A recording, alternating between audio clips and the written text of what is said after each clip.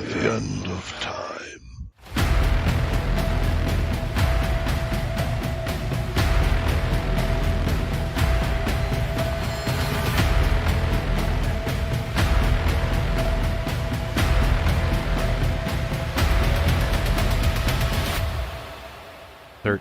O'clock.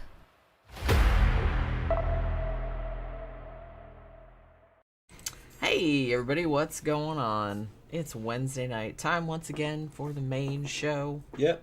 Pokey's tearing the carpet up in the background. She was You fucking hear a with noise. Spock. Now she's tearing this shit. She's been running around. She knows when the show starts, and she's like, you guys need to pay attention to me. You're just talking to these lights. That's not good. Talk to Pokey inside. Yes. She doesn't have a concept of an audience or anything. Yeah. I mean, you know. Cats don't understand internet. That we know of. Telecommunications? No, they don't know. Zach says, so this operation was named after what I do in bed every night. Yeah. Well, I will say that it was named after what certain people did in bed every night. Yeah. So, you know what I mean? This is part of the MKUltra thing that was going on. Yeah, Mind and control. Now we did do a show about MKUltra a while back, but I don't think that we got into the specific details of this particular. We mentioned it. Sub-project. Yeah. Like, I think we mentioned it, but I don't know if we got too much into it. And, you know, it's not really that big. I don't even remember what we talked about on the MKUltra show. We might, like, cover some of the same ground, but it's not really that big a deal. You know what I mean. Camp Guy said, we are feeding a stray cat that's been hanging around here. Our regular cat is getting very old, so we will try to tame this one and get the vet to inspect. Oh, that's so cute. When I was growing up, I mean, you know, we got Pookie from a family friend, but who found her when she was a baby kitten. But when I was growing up, our family always had cats, but we never actually went out and like bought a cat or like got a cat. They always just kind of like wandered up and adopted us. You know what I mean? Yeah, you just find cats. You just, or they find you. Yeah. Pretty much. I mean, that was how it always happened when I was growing up. Yeah. Somebody's Tequilip says, loving the hair tonight, Jenny. Thank you. Yeah, this is one of my favorite wigs. I think my favorite one's the blue one, but I think this is probably my second favorite. And I thought it was good because it matches my Dario Argento shirt. You know what I mean? Got a whole red ensemble. Oh, yeah, that's the Dario Argento shirt, yeah. Yeah, remember? Yeah. It has chains that go on it, too, but it's like I didn't put the chains on because I just had it in the laundry, so it didn't have chains on it. Zach says, I always wanted a cat, still do, but mom is allergic. Okay. That sucks. I don't know what I would do if I couldn't have cats. I love kitties. And you know. So what's everybody doing this evening? I'm trying to like everybody's still coming in. Ease into the shit because I'm kind of sleepy as usual. Yeah, the show may not be that long tonight. We'll see. Well, the good thing about this topic is that you actually know a bit about this as well. Yeah. And as fucked up as it is kind of funny in a fucked up way. I mean, it's not funny, but I don't know. Some of the details of it are just outlandish. You know what I mean? Like some of the shit that they did. You wouldn't think governments would be interested in this. But this is the intelligence agencies, and they don't see the world the same way you do. They're looking for super weapons, and the best weapon you could ever have is a mind control. And they were trying to find out a bunch of different ways to control people's minds. So you can have the best weapons in the world, but if you don't control the mind of the enemy, and if you don't make people accept the victory that you've achieved, they'll just fight on forever, and no one will think you actually won. You know, unless you conduct a genocide and just kill everybody there, then people will definitely know that you won. But that's not what they wanted. They wanted to resolve conflicts using mind control, and then controlling people through mind control, including the American population. So that's the ultimate weapon. It's better than atomic bombs or whatever. If you can control people's minds, that's the holy grail. You can get them to agree to things. You never have to go to force. You can get them to kill themselves, destroy themselves. You can get them to do anything. So that's what this is about. And they looked at a bunch of different ways to do it. Drugs, or just blackmail, sex operatives. All. What the hell is Pookie doing? What is that noise? What is she She's doing? trying to get into something. So this is part of them trying to figure out the best way to do it. Now, during Operation Paperclip, after World War II, when the U.S. military-industrial complex and the intelligence agencies absorbed all of Germany's stuff, or Germany's best scientists, they found out a lot about mind control and other dastardly intelligence tricks. You said dastardly. Dastardly, yeah. Oh, they're fucking dastardly. That's one of my favorite words. Yeah, they're very dastardly. Spooks, man. That's what they're called. Spooks. They're dastardly. And they got a bunch of different ways of doing shit. And you can trace it all back to the fucking Pinkerton detective agencies and stuff of the 1800s. Two things specifically about Operation Midnight Climax, and maybe MKUltra as a whole. One, I feel like if the goals that they were trying to achieve were indeed the goals that that they were actually trying to achieve, and it wasn't just some cover story, I feel like they didn't really succeed in what they were trying to do. And two, I have a sneaking suspicion that specifically Operation Midnight Climax was maybe one guy's like perversions and him just like using taxpayer money to fund those perversions. Allegedly. That's kind of how I feel about it. Because it does seem like, I don't know, we'll get into it, but it's just, I feel like the guy that was running it, the guy that was kind of put in charge of it, some of the shit that they went, I was like, that dude is just kind of like getting off on that. I don't really think he thinks he's like experiment or like solving any problems or anything like that. I just had a feeling. Well, I think they did want to know what the effects of LSD, what you could do with LSD. Well, sure, they had all kind of different like experiments. They wanted to know what LSD did to a person in a damn compromising situation involving basically using them, getting sexual dirt on people. You know, they wanted to figure out how they could use what was effective and what wasn't effective. Now, I'm sure dude enjoyed his work because he was able to watch hookers screw dudes all night long, basically. Fucking, I don't know what the hookers look like. Did you dig out what they look like? No, they don't. There's not really a lot of. Well, I have to say a lot of the MKUltra. I think it was mostly one hooker, wasn't it? No, it was more than one. Okay. They didn't really say how many it was. Well, like I said, a lot of the records of this have been destroyed. Yeah. Some of it has survived. I think about 1,000 pages of it, like a little over 1,000 pages. But they didn't really. They seem to have not kept track of the sex workers that they used or the people that they experimented on, which seems kind of unscientific. Random jobs. It was just Yeah, so if you lived in the San Francisco area or in New York City around the times these experiments were going on and you happened to go to a brothel, you may have unwittingly been dosed with LSD and had all kind of crazy shit happen. Just knowing the way that those guys would operate, they would just consider this to be kind of like fucking field expedient knowledge. They wouldn't really be all that scientific about it. This is not a scientific They thing. absolutely were not. This is just they're just trying it out to see if it worked and they were experimenting on different ways to apply this, and what do you tell a dude, what do you get the hooker to say, and they're just trying to see what was possible, so it's not going to be a scientific deal. It's a weapons experiment, basically. You got to look at it that way.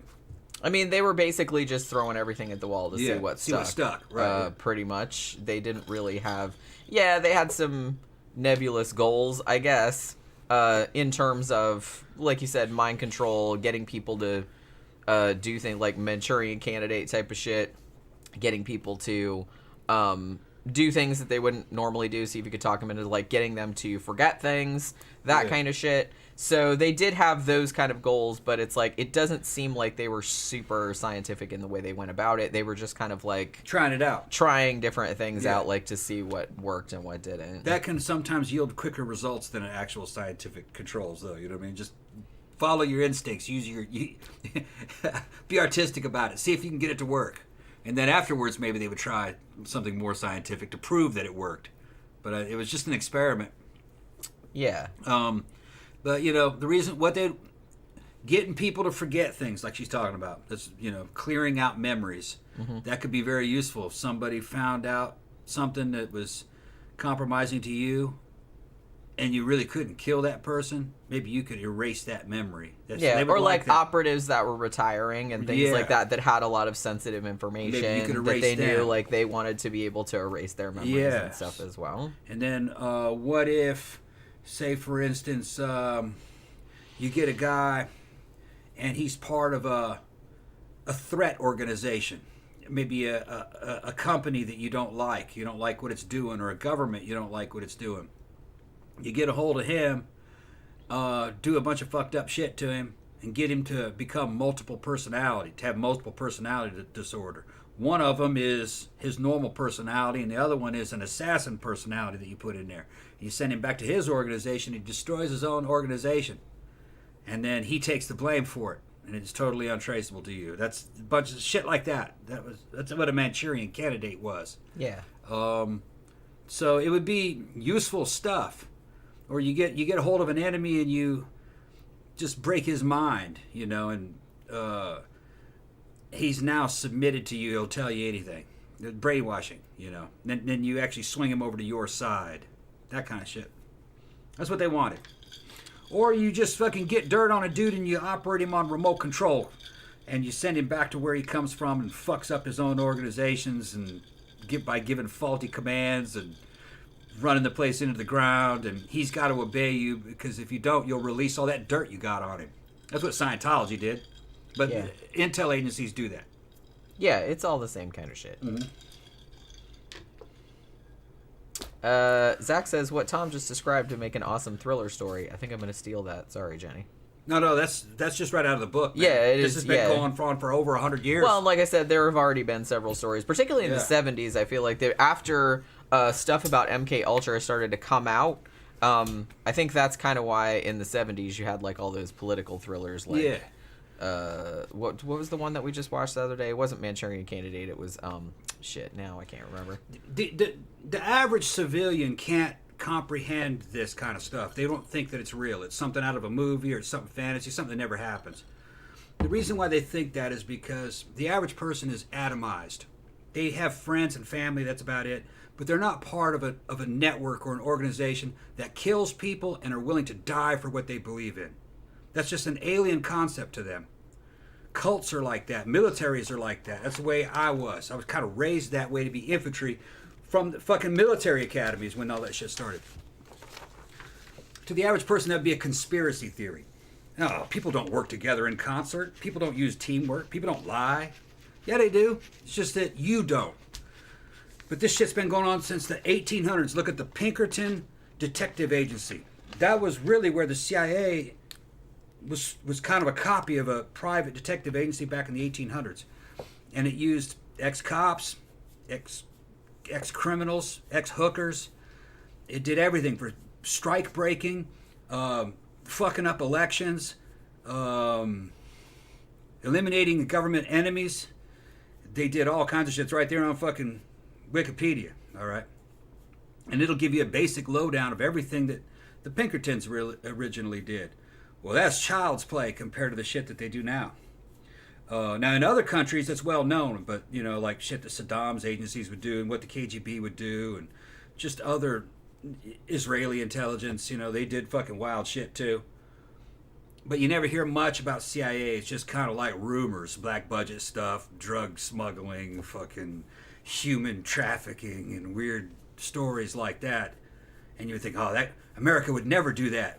Yeah, America would never do that, but the CIA would. Their mission statement is fucking wild, man. And they're kind of rogue.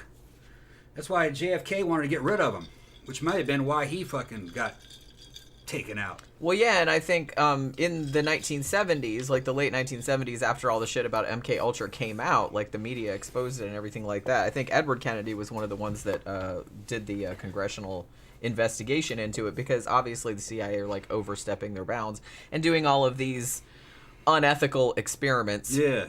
So they did bring in like some new laws that were supposedly to, you can't do experiments on unwitting subjects, which is what they were doing during MKUltra. I don't know if that made a goddamn bit of difference or not, but I'm sure it made everybody feel better that they had a law. I wouldn't trust those dudes. I would never trust those dudes.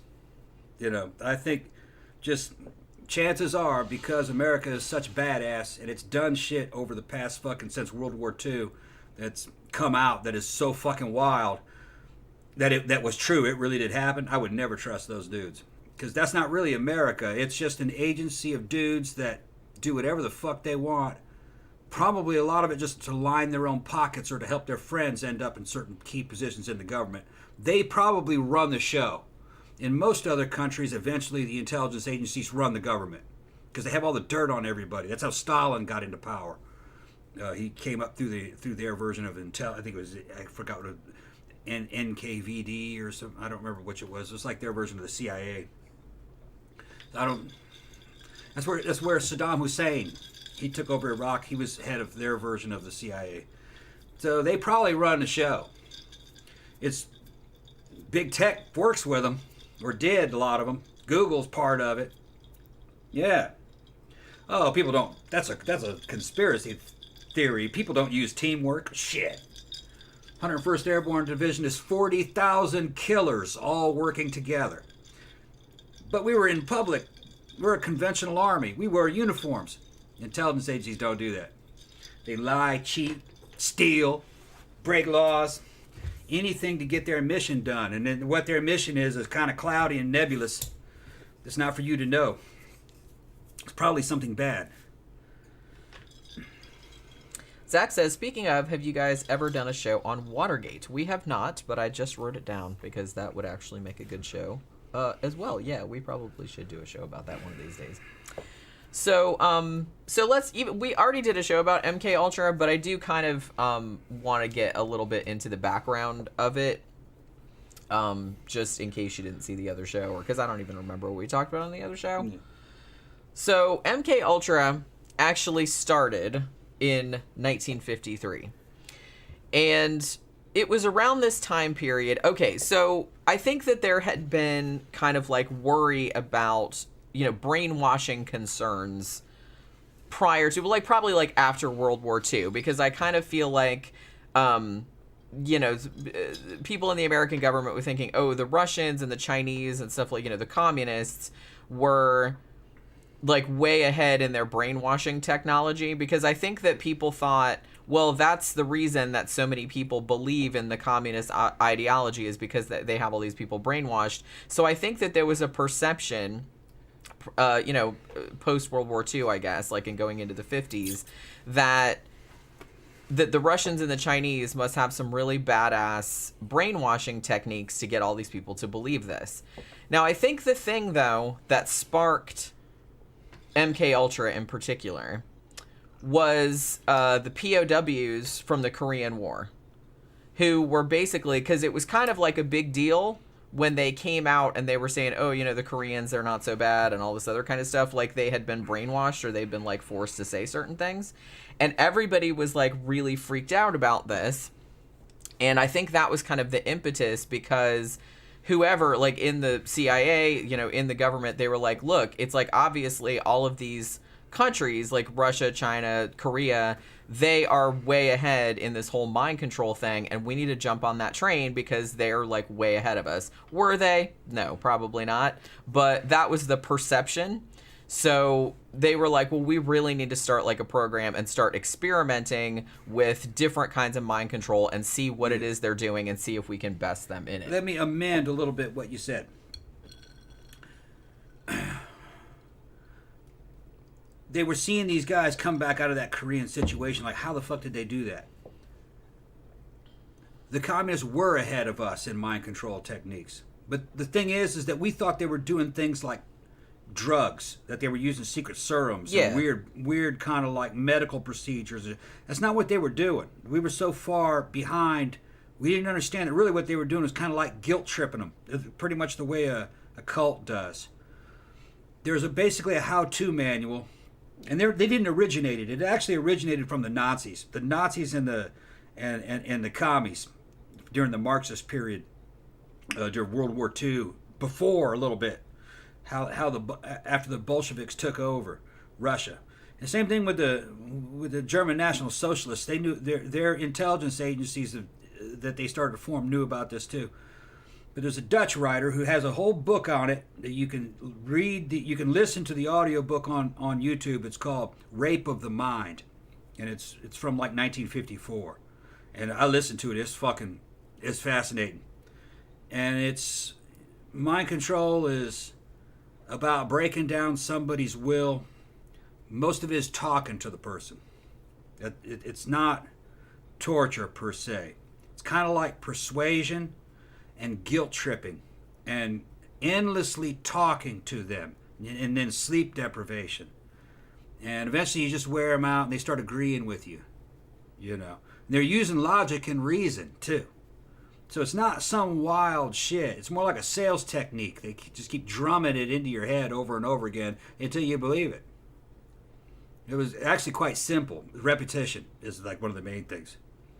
But if you listen to that audiobook, Rape of the Mind, it's on YouTube, you'll immediately recognize it. It's what basic government propaganda, news propaganda uses it all the time in advertising campaigns. They're putting in memes, mimetic weapons, and tropes. That has a lot to do with it. Guilt and self-doubt. Those are the main things that they do. The smarter a person is, the easier it is to brainwash them because they're conscientious. Kind of the more dumb a person is, the harder they are to brainwash, or more willful a person is, you know, especially if they're kind of like antisocial. Real hard to brainwash them. Unless they want the brainwashing because they can gain from the ideas.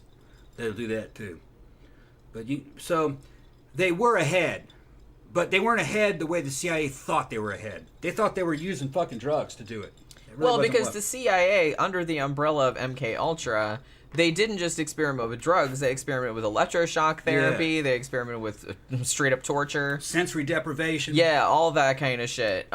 So anything, they were looking for truth serums. They were, like I said, they were looking for shit that would basically like replace your personality with another person. Like they wanted to be able to wipe your personality and like insert a new one. Yeah. They wanted to do that. Like I said, get people to like forget certain things so they could wipe people's memories like after particular events.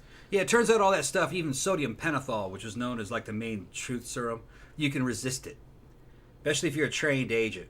It never really worked as well as they thought. They never really found a good truth serum. They never really found anything that could wipe someone's personality, or they would find some shit that would fuck you up and give you some lingering trauma and shit. But it's like they never really found anything that achieved what they wanted to achieve. The best truth serum is alcohol. True, and they've admitted that as well. Yeah, the best one's alcohol. And alcohol and confidence. You get real chummy with the guy and get drunk with him and just let him relax, and you get to know each other. Go, fuck it. Fuck the interrogation, man. We know you didn't do it. Let's go get a drink. All right? So they start building the guy's confidence, and you get him drunk, and eventually he's drunk. He'll tell you anything. He'll tell you the truth, too. Yeah. Because he's drinking and you're his buddy. You're his drinking buddy. Well, because drinking takes away your inhibitions. Yeah. It takes away your... it takes away, it's like the little part of your brain that says, hey, maybe I shouldn't say that out loud. Yeah. And usually they play in with the guy's ego, tell him how great he is, how brave he is and shit, how good it's going to be when he goes home. You know what I mean? But I read a couple books. I read a really great book that came out several years ago that was just called Brainwash, and it was just like about all those kinds of techniques and stuff. And the guy... One of the guys that said that they were experimenting with all these different things, and it's like trying to find a truth serum and all the drugs they experimented with, and they found out the same thing in the end. They said alcohol was the best. It's not 100% effective either, but it's like it was way better than any of the other shit they tried. Alcohol and pumping the guy up and being nice to him is most effective when it comes to getting truth out of somebody. Yeah. Because he starts, let me tell you what really happened. They're like that, you know what I mean? Fucking eventually you become friends with them. But that's what real brainwashing is becoming friends with you, okay? And getting you to swing to their side, and that's what kind of, like, you guys know that, I served in Korea. I was on the DMZ, fucking Camp Greaves, 1st in the 506 Infantry. And I know the Koreans real well. And then later on, I was able to find out a lot more about North Korea once I left, because I was in a high security zone. I only know what they told me. When they were saying that the North Koreans were good people, they weren't lying. Koreans are nice people. I would, even the North Koreans, if you listen to what they say, I would, in general, say that Koreans are kind of sweet, really. So they're not lying. They were nice. And chances are the Koreans knew they were doing a head job on them, but they probably thought they were doing it for for their own purposes to make them look good in the world stage. But they believe their own bullshit because everybody in North Korea believes the state bullshit. They believe it to be true, just like in a cult. Just like saving a person, like when Christians get a whole person and save them, from their sins and shit. That's what they did to those dudes. Leslie says, the Banshee chapter is a very good movie. Yes, it is. I actually saw it probably about a year ago. It was recommended to me by somebody. And yeah, if you haven't seen it, it's really, really good. Yeah. But yeah. Now, just because I said that they're sweet and they're kind of acting like they're saving it, doesn't mean they didn't punish them or torture them. They did that too. But that was still that's like everything. That's like a normal military situation. You misbehave, you're in prison, you're in a POW camp, you misbehave, they'll punish you. But if you go along with their shit, they'll reward you. Then they start praising you. So that's how they brainwashed them. Zach says, speaking of Korea, I saw a video on that director the Kims kidnapped to make movies for them. Mm-hmm. Yeah. That would make an awesome That's show, a great too. movie. It's actually a decent movie if you haven't seen it. I think it was called Yongari. Wasn't it? Yeah, Yongari. Yeah. Or Pulgasari. Pulgasari. That's it was like a Pulgasari. kaiju movie. Kind of like a Godzilla movie. It was good. Yeah. I want that fucking Pulgasari, like a big... He's a cool looking monster. Like a 2 foot tall when you put it next to Gojira. Yeah. They could have him fight. Yeah. Why doesn't somebody make that movie nowadays? That would be pretty cool, actually. Godzilla versus Pulgasari. Yeah. yeah. The they Japanese could make ought to do it. I'm surprised they have it. Or maybe they have it. I don't think the Japanese would think it was funny. No, probably not. It's probably not funny to them, I guess. But, it's just monster movies, so I'm not going to get all... He's not copyrighted. True. North Koreans didn't copyright him. Yeah. And even if they did, what are they going to do? Sue me? Yeah. Yeah, okay. Bring it. But it's better looking than some iterations of Gojira. Yeah, he's better looking than Gojira. I think he is too. I think he's kind of cool looking. Well, because some of the Godzilla movies, some of them Godzilla looked really cool, and then some of them he looked kind of stupid. Mm-hmm. You know what I mean? Looked a bit like fucking the Grouch. What's his name? The guy that came out of the garbage can. Oscar the Grouch. Oscar the Grouch is what he looked like Sesame sometimes. Street. Cross between Oscar the Grouch and fucking and what was the little blue one? Grover. Yeah. Yeah, he did kind of look like a Muppet. Somebody looked like a Muppet, yeah. But yeah. So, how many MKUltra sub-projects were there? Nobody really knows. They think it was somewhere between 140 and 170 different sub-projects. Like I said, they were all basically concerned with different aspects of mind control. Not all of them were... A lot of them did utilize drugs, but, some of them utilized other things as well. Like you said, like sensory deprivation or electroshock therapy or other things like that. So they were all trying to, do some different shit. Oh, shit. Damn, ghost knocking shit over. No, it was falling down before that. I saw. Get rid of that method of fixing that fucking ghost. Well, I only just put them up there, because I didn't have a frame that was that size, because that poster is, an odd size. So I don't have a frame that fits in there. John Gora said, yeah, they softened Godzilla's image in the 60s and 70s. Yeah, I noticed that, and he looked kind of not... I don't know, I didn't really like the look of Godzilla from that time. So Pulgasari actually looked a lot cooler. He looked kind of more stylized, which I was kind of more into. But it's a decent movie, though, if you haven't seen it. You can probably see it on YouTube. I think that's where we watched it. Didn't we watch it on YouTube? What movie? Pulgasari. YouTube, yeah. It's free. Yeah, I mean, like I said... It's free. It's not copyrighted. What are they going to do? Yeah. It says Pulgasari, but they call him Pulgasario. Through the whole movie. Pulgasario!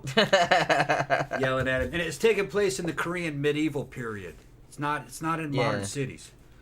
But if you didn't know what Zach is referring to is that the Kims actually did kidnap, because he really loved making movies, and so he actually kidnapped the director and the actor, right? And the actors. The director and the director's wife. That's right.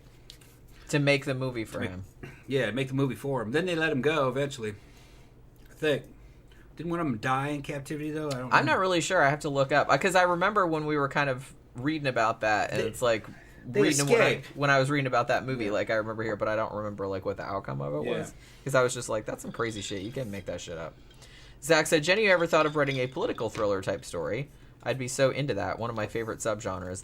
I don't know. It's never say never. It's, you know, it's not one of my favorite, you know, subgenres to write about, but, you know, I like them, so I might be able to. Now she's fucking with Spock, and he's, like, swaying back and forth. Be good, okay? Be good. But, yeah. Stop trying to get attention. She's like, I'm a kitty. That's what I do. Yeah. So out of the somewhere between, Pokey's on. Yeah. Hi, Pokey. I'm still mad that poster fell like that. It's always falling down, though. Especially when the fan's on. Look at her being chill. So, you know, somewhere between the 140, 170 sub-projects of MKUltra was the one that was sub-project 42, known as Operation Midnight Climax. Probably, like I said, the funniest one. Not so funny for the people that it happened to, but you know what I mean. And as I mentioned, almost all of the MKUltra records were destroyed, because in the 70s, when shit started leaking out about it, because, you know, make no mistake, like, the dudes that were doing this shit, they were very aware that this shit was super unethical, and that if the public found out about it, they would be really mad. It was illegal, too. Right, yeah, and a lot of it was also illegal. Yeah. So they were under no illusions about that kind of shit. So as soon as, like, shit started to leak out, like, in the media and stuff, they're like, I think it would probably be a good idea if we, like, destroyed all of these records, because we're gonna get in big fucking trouble. Guarantee we don't know even the fucking half of it. We probably don't. No, this isn't the good stuff. They had real good stuff. I guarantee it's all and erased. I mean, even the shit that leaked out is bad enough. So you can imagine, like, what the fuck else was going on. You know what I'm saying? Probably shit having to do with fucking orphaned children. Orphanages and the fucking child protective now services. They do know, because that was among some of the papers that leaked out. Yeah. They do know not so much Operation Midnight Climax, obviously, but some of the other MKUltra projects, they did experiment on vulnerable populations. Sometimes that was prisoners, sometimes that was orphans in orphanages, sometimes it was the mentally ill or the homeless, or, you know, anybody that wouldn't really be able to protest all that much or wouldn't be missed if they disappeared or something like that. Well, evidently, the reason why I brought up orphans, during Operation Paperclip, when some of the German intelligence agents got absorbed in, they had some secret mind control techniques that they were using for, you know, kind of like Gestapo type stuff that they were doing. Right. And what they would do is they would go into orphanages and grab a bunch of pretty little girls or boys or whatever and turn them into sex operatives and send them after guys.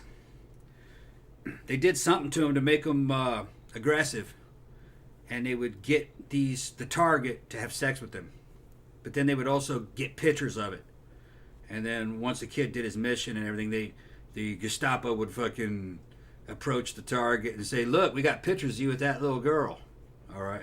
If you don't want this to hit the press or your wife to find out about it, you know, you better do exactly as we say. And then you can run that motherfucker on remote control. Well, what if he's a politician? Somebody who's elected. You need him to vote a certain way. Or what if he's a captain of industry and you want to control his industry? That's how you do it. Well, it all could have been fine if he'd have just kept his dick in his pants. But no. Yeah. Well, they'll seek out any kind of human weakness. No. They'll seek out any kind of human weakness. Well, see, the thing is that you do that with an adult woman. The guy goes, oh, fuck it, I don't care if my wife knows. You know, right. She could do that. Well, yeah, it has to be something like and illegal or scandalous. Yeah, at you least. could do it. You could do it. The gay action, that wouldn't have worked in Germany because they were doing all that gay stuff back in the 30s. They were open about all that. A lot of those Nazis were that way. Like Ernst Röhm, he was openly gay. A lot of people don't know that the Nazis were a gay military man's club when it first started with the SA. They got replaced with the SS though, but you couldn't use homosexuality as dirt on a German. So the German intelligence agencies, the only thing you could use as dirt on them would be fucking pedo stuff. So that's what they used. And I mean, that still does work nowadays. Yeah. And gay stuff would work here in the 50s. Yeah, it would work here in the 50s. But- They did do it in the 50s. Yeah, they did do it. But that went out of style. You couldn't really hurt anybody with that. Well, yeah, nowadays you can't. Now it's just gonna be nowadays, pedo. like, yeah, because Pedo stuff. that's always gonna be bad. Right. So it's like, So evidently what the Germans were doing is they were taking them. I don't know how much this is true. Because this is what other people who supposedly know the subject have quoted the sources. They would take those children from the German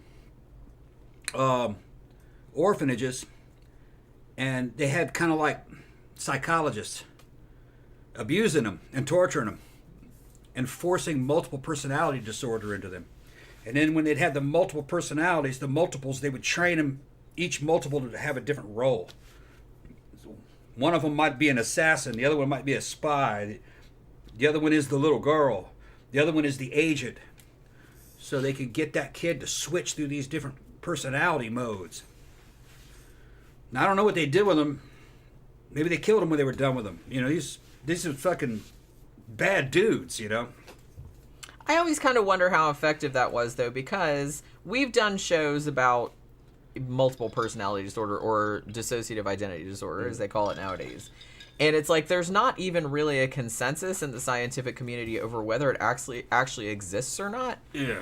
And I find it doubtful that you'd be able to induce it on purpose, at least, you know, in a controlled sort of way, like the kind of shit that you're talking about. Well, there might be a failure rate and a success rate. The ones that fail, they kill those. The ones that succeed, they because it's already very, very rare anyway. Like usually when it happens, it has to do with sexual abuse. Yeah. And they were trying to induce it. Or like some kind of like horrible trauma. Yeah, they were trying to something, induce it through sexual abuse. They were keeping them in cages and shit. That's evidently what the sources said. This was happening in Germany in the 30s, 40s too. It was part of the German internal security networks. Evidently. And evidently the CIA was interested in it and got a hold of that technology in Operation Paperclip. That's what is being said. Wild shit. It may be true. But I can't vouch for it. Didn't see it. Wasn't there. A long time ago. But, yeah, you might be able to force multiples to a certain extent. And if you're real ruthless and there's no paperwork on these kids, they don't have any families or anything, the ones that fail, you can just kill them. You just keep the ones that are good. And then they might be good for a couple missions, then you kill them when you're done with them. I mean, that's kind of like an animal breeding program. That's what they do when they're trying to breed animals. You know what I mean? Well, these are the good dogs. These dogs here, we don't want those genes. Kill those puppies. We'll keep breeding these puppies. I mean, you'd have to be fucking super inhumane, but the Nazis were known for being pretty fucking cold-blooded. I mean, they had death camps. Yeah, and you shit. think? Yeah. So they might have done that. Yeah, they were kind of known for that. Kind of known for being pretty cold-blooded, you know? It's one of the many things that they were known for, you know. Not everybody knows this, but the Nazis were kind of bad guys. And so you would They kind of sucked. So you would say that, well, their intelligence agencies must have been fucking super ruthless. So yeah, I think there's some truth to that. Well, I'm gonna say too that, and I'm not saying that everybody would succumb to this because everyone's different, but certain types of people, if they are put in a situation where this is their job or they're threatened with various things if they don't do their job. Yeah, like going into a camp. Right, or something like that, then they will become desensitized and they'll do the shit pretty... I don't know if they're ever going to enjoy it. Some people will if they're fucked up. Yeah. But I do think you can get probably more people than we're comfortable thinking about to do that kind of shit if you... And also if you kind of like ease them into it. Yeah, they're going to say, well, it's for national security. It's for the war effort. Yeah, or if you give them like a good, like a noble intention behind it. These kids have no future anyway. They're never going to make it. That's what they would think. They'd rationalize it. Now, here's something else that we've done other shows on. They found girls that seemed to be from East Germany back in the 50s who were some kind of sex operatives that had been killed. Remember, like the lady spies? Mm-hmm. Who knows? Maybe that were those little girls from that program grown up. Yeah, you know what I mean? Like, they might have started at 8, and then by the time they were 20, they were on some other mission. And they got killed or killed themselves. The ones with the clothes that were stripped of tags, and you're not sure what did she.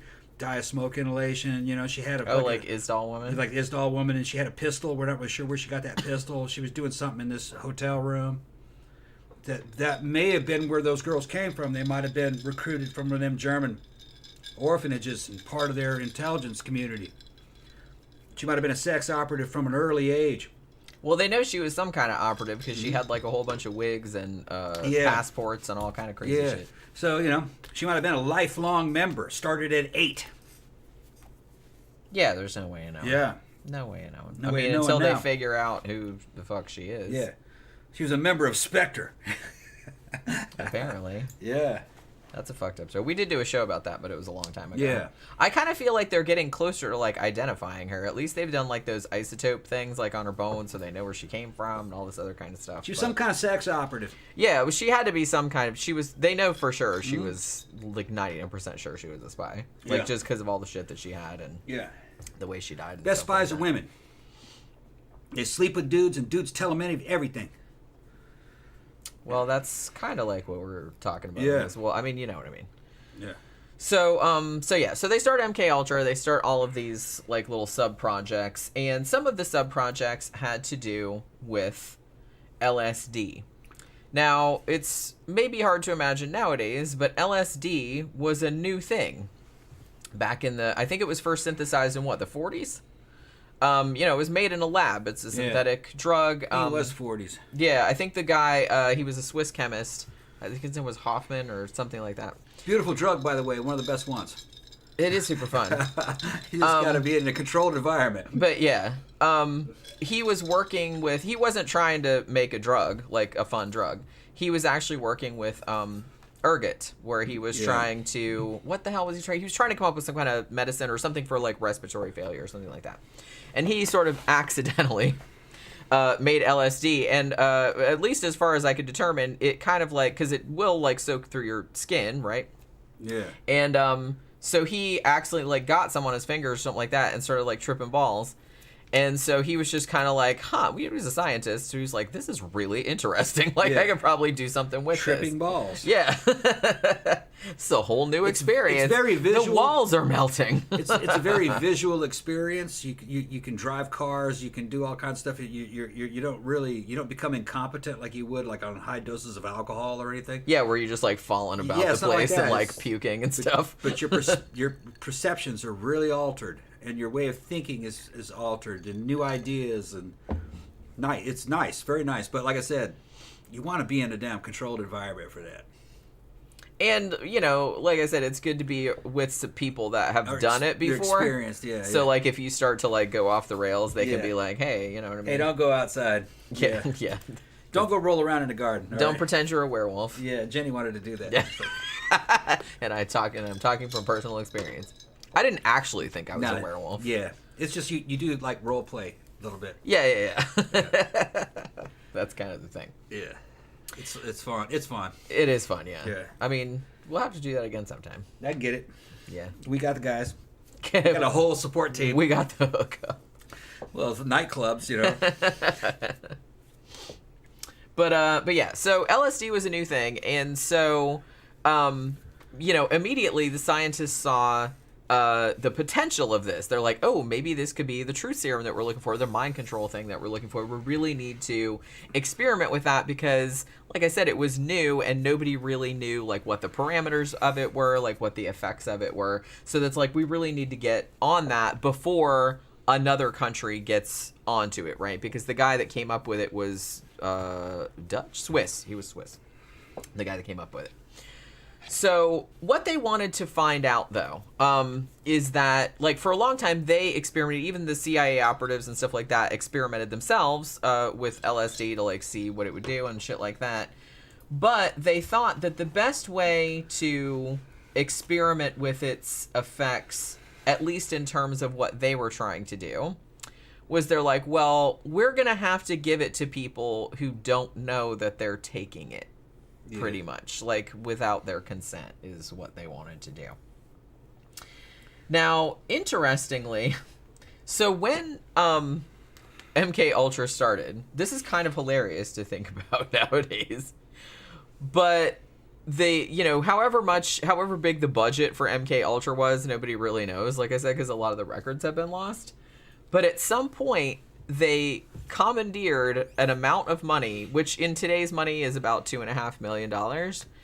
And it was for the purposes of buying all the LSD. And that is not an exaggeration. They were going to buy all of the LSD that existed in the world at that time. So nobody else could get their hands on it. And so they could have it. So $2.6 million, quite a deal, to buy all the LSD that was then in existence. So yeah, they apparently did that. All the LSD in the world, which is fucking hilarious. So Operation Midnight Climax, in particular, was run under the auspices of a dude named Sidney Gottlieb. Now, this guy has many nicknames. He's called the Real Manchurian Candidate. I've also seen him called the Black Sorcerer, and various other things having to do with poisoners and stuff, because he was a chemist, and he was actually an expert in poisons and bioweapons, was what his deal was. So basically, he's like, okay, what we want to do is LSD is going to be the latest thing that we're going to experiment on. And we have to structure this somehow so that people are going to be taking LSD, but they're not going to be, like, knowing about it. You know what I mean? The CIA had a fucking history of doing this. They would dose their own fucking people. Well, we'll get into that in a second. About it. And they just thought the shit was funny. And they wanted to see what one of their own members would do, if he didn't know. Maybe like a test. Could have been just irresponsible spook motherfuckers having fun with it, because, Yeah, it was almost like a prank. It's a horrible prank. Please don't do that to somebody. But, I kind of understand. There's a lot of camaraderie in special units. If you're if you're in an airborne unit or a ranger unit, we used to fuck with each other hardcore. But they're your brothers. You just suck it up. You're like, yeah, you got me. So maybe it was shit like that. Let's see if he can take a heavy fucking dose. Yeah, dose the shit out of him. We'll keep an eye on him.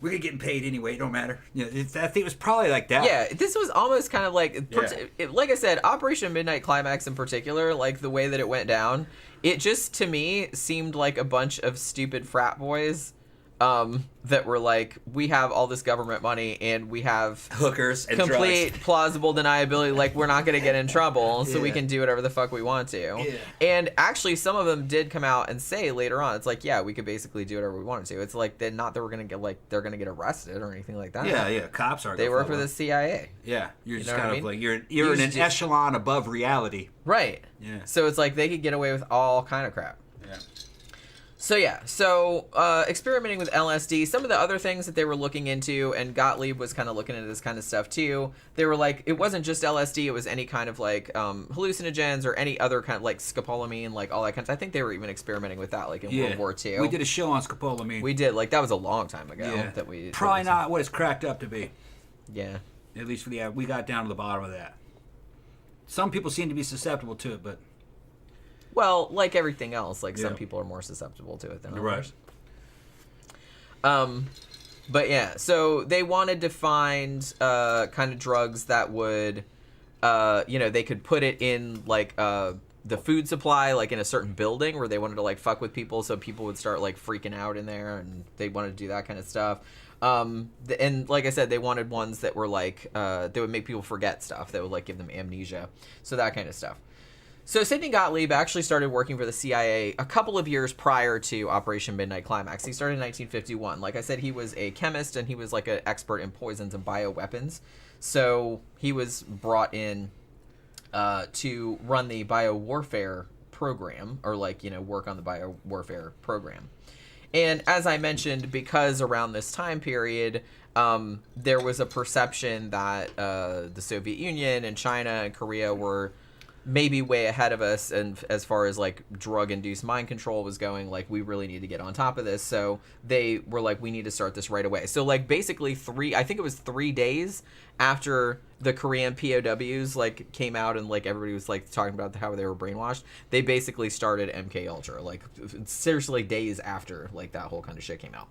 Now, what you were saying previously, and we probably talked about this in our MKUltra show, but it's worth repeating again in case you didn't see that one.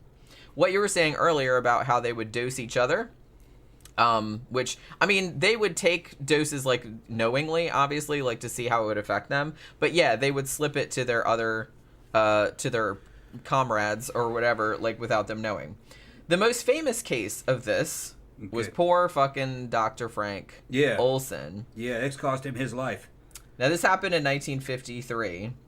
And so he was a scientist, and he was also working at the same place. Like, he was also working in the biowarfare department. And he gets invited, like, when they started experimenting right around the early 1950s with using LSD, he gets invited, along with several other people, to this kind of, like, men's retreat type of thing. Like, we're having this kind of, like, team building bullshit or, like, exercise or whatever. And at this party that they were having, he was dosed with LSD, like in his drink, without him knowing. Now, obviously, he had a really bad time because he didn't know that he had been dosed with LSD, and all kind of crazy shit started happening, and he didn't really know what was happening to him. And it wasn't the day that he was dosed, but he apparently, like, wasn't really the same after that. Like, he was having some problems and whatnot. Well, they had him on a pretty sensitive fucking mission that I think was fucking with his mind. That, too. I think there were other... animal experimentation and fucking... I think it was some was it a bunch of nuclear weapons type testing or bioweapons Yeah, testing? he was in the bioweapons department. And I think something was fucking with his consciousness, and he killed himself. That's what I think. Although... yeah, so 9 or 10 days after he had been dosed with LSD, he, mysteriously jumped out a window to his death. Now, interestingly, even though it was ruled a suicide and, you know, it actually did come out at the time that he had been unwittingly dosed with LSD, and they thought maybe that contributed.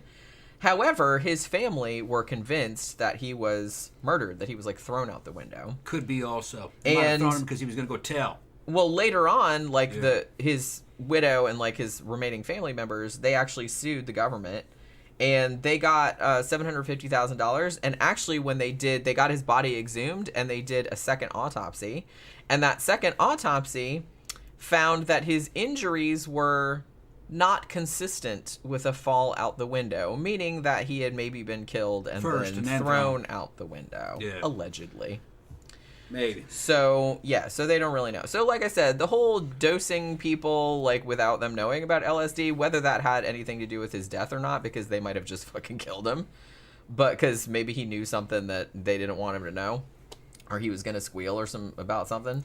I think maybe the LSD caused him to do more introspection about the work he was doing with the weapon, with bioweapons, and I think he wanted to fucking get out of the bioweapon making business. I mean, you can't blame the guy, really. I mean, I don't think I would be able to do that shit. He either killed himself with guilt, or he was gonna back out, and they didn't want him to fucking take his knowledge with him, so they killed him.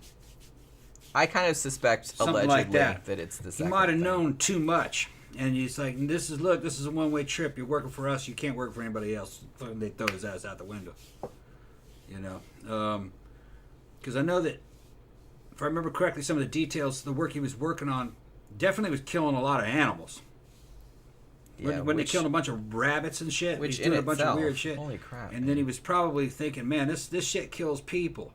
And maybe he figured that they're going to use this shit. I don't want any part of this. Yeah. Right, yeah. Well, like I said, any decent human being would probably think the same thing. I would not be able, in good conscience, to do anything like that. Yeah. To be a party to anything like that. You know what I mean? I just couldn't. I wouldn't be able to sleep at night. Bioweapons are nasty. They're deniable. Yeah. You can use them on an enemy and say, we didn't do it. Y'all did it because you're dirty. You don't fucking shower. You can say anything. You know? Yeah, it's fucked up. All right. It's fucked up that people even think of that kind of shit. Yeah. You know what I mean? We didn't do it. You did it. Yeah. So, yeah. So, even though... So, yeah. So they had done some kind of, like... I wouldn't even call those experiments because they just seem more like cruel pranks, really. Of dosing people. And they would dose, like, random-ass people, too, sometimes, just, like, to see what would happen. But for whatever reason, they thought, well, this is the way that we're going to have to do. We're going to have to, even though it's unethical, even though it's illegal, we're going to have to, like, set up a more standardized kind of experiment where we can dose people without their knowledge and see if we can get them to tell secrets, you know, that they wouldn't normally tell, some other things like that. So that's what they're going to do. So Sidney Gottlieb, who is in charge of Operation Midnight Climax, apparently, because nobody else in the CIA really wanted to know what he was up to because they knew it was bad, they pretty much just let him do what he wanted. And they were just kind of like, here's the money, just don't tell us about it. Just fucking go and do your shit. And that's what you do. So he brings in this other guy whose name was George Hunter White. And the two of them were kind of like the two main dudes that were like running the shit. Now, White was called a CIA consultant. Now, he wanted to do... So here's what they did. Operation Midnight Climax, as its name implies. What they wanted to do, they were interested to see not only the effects of unwitting LSD dosage, but also how it would work in combination with sex. You know, and like I said, I kind of feel like to an extent, yeah, it's probably like when you think about it, it's probably like a good idea, but also I kind of feel like a couple of these dudes were like, hey, we can get paid to like sit and watch hookers or like use hookers because they did. Oh, yeah, I'm sure they screwed them. Well, they did. Yeah. They did. I want to jump in. Some people might be saying, why do they want to know how people would act not knowing that they're being dosed? The main thing that they want, one of the main things, I don't know if it was this particular team, but in general, what the intelligence agencies wanted to know about fucking LSD was, could you use it as a weapon? All right. It has a very unique property. It has no overdose point. Yeah. Which means it's non-lethal. Right. No matter the dosage. So that opens up a lot of possibilities. You can use it on the battlefield through things like crop dusting type weapons. You know, you fly over with a helicopter and you just fucking dust somebody. Or explosive artillery shells that explode over the enemy and it fucking rains down on them in a gas. You couldn't do that with, say, like morphine. Some of the guys would OD and die. That wouldn't be a good idea. So they wanted to know what would happen if you dosed a whole bunch of guys in the field and they don't really know that they've been dosed. Maybe you made it a persistent agent. A persistent agent is like a sticky film that covers all the trees, and you walk through it like a chemical minefield, and it gets all over you. And a few hours later, you're tripping balls. You didn't even know that you got dosed. They would probably make it a persistent agent, something you spray using a crop duster or artillery shells that pop open and a mist comes out, and then you walk through the area. And an hour later, you're tripping balls. They want to know what those soldiers would do. Would they fight harder? Would they not fight at all? Would they surrender? Would they kill each other? They'd probably just lay down in the grass and go, ooh. Yeah, would they trip out? Could you walk up on them and just get them to surrender once they're like that? Could you play a bunch of music while they're tripping balls and just walk in there and be friendly to them? And then just take them and they'd be like, cool, man. Yeah, you know, so they wanted to know. Mellow. That's what they wanted to know. Now, the sex thing, they're talking about sex agents right there. Could you get is it easy to get dirt on somebody if they're, you know, under the influence of fucking LSD? That's probably what they're talking about. Camp Guy said, I always wanted to be high when having sex. Yes. What's stopping you? Well, yeah, I mean, you can. There's nothing stopping you. Sir John Doe the Great said, did you guys like the 1984 V miniseries? Kind of off topic. Sorry, that's okay. We're all about off topic here. I remember liking it, but I haven't seen it in a very, very long time. I might have not seen it since 1984, to be honest with you. I mean, I think I saw it when it came out, but I don't really remember what about it. John Gora said, what was the chemical in George Romero's The Crazies called? Trixie. Yeah, it was something like that. I think it was called Trixie.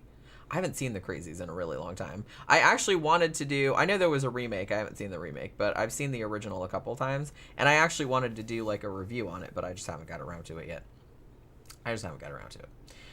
So yeah. So what they were going to do. So this is what they did.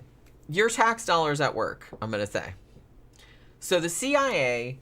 they had these safe houses. They had a couple of them. There was one in San Francisco. I think there was 2 of them in San Francisco. And then there was one somewhere else in California. And then there was one in New York City. Might have been in Greenwich Village. I can't actually remember.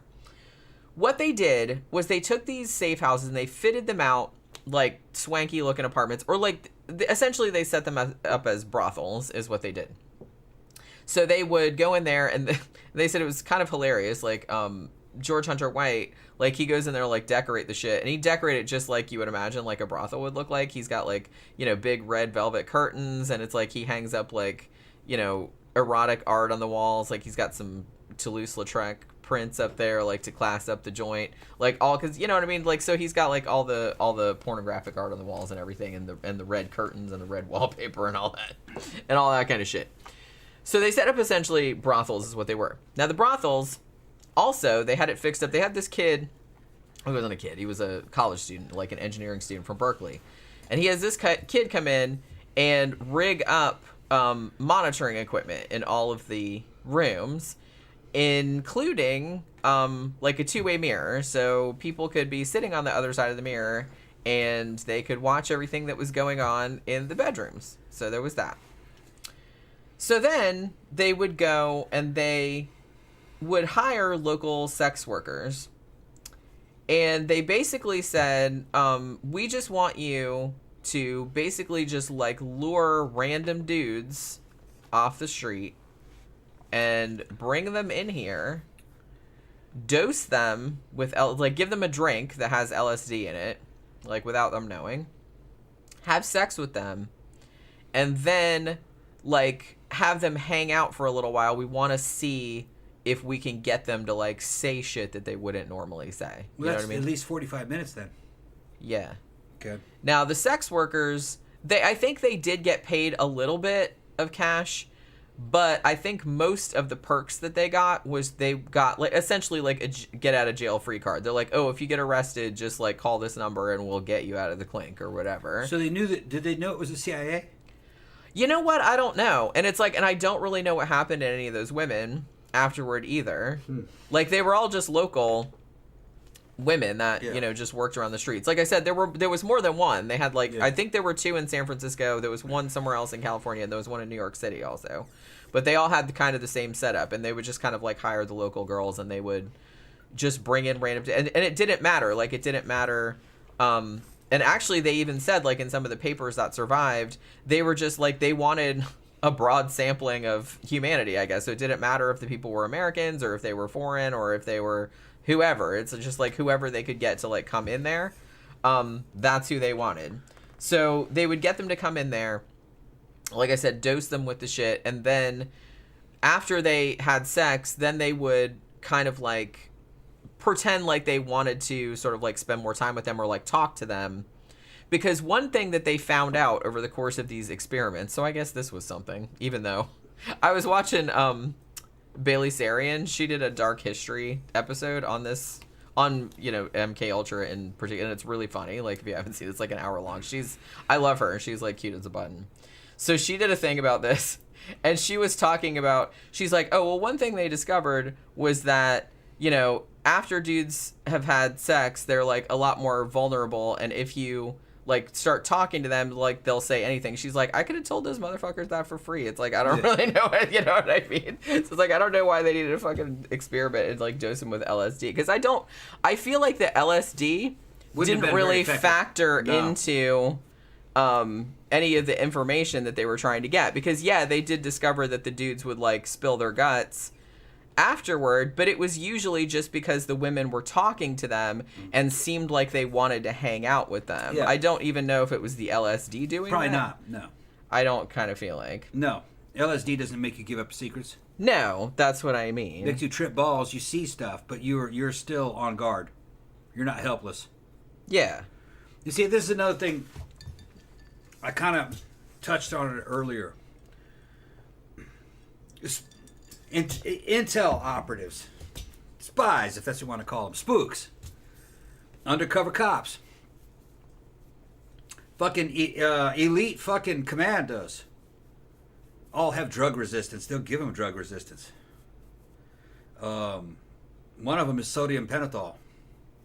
That was one of the reasons why sodium pentothal wasn't fucking effective. Is because guys who were in the intel business would take it to build a resistance to it. So they would. Drugs like that are only good on a first timer, somebody who doesn't really know what's going on. They're vulnerable to it. If you gave it to a guy who's been under sodium pentothal for a long time, small doses of it, he goes, "Oh, this is fucking sodium pentothal. You know what they're doing." You know what I mean? And then you start playing games with them. You can build up a resistance to drugs. Well, yeah, and I feel like anyone that's in that line of work, it would behoove you to develop a resistance just in case the shit gets used on you by an enemy. And a person can take these drugs and not become addicted if you have a strong personality. Other personalities can't do it. They have an addictive personalities. They're very easy to get addicted.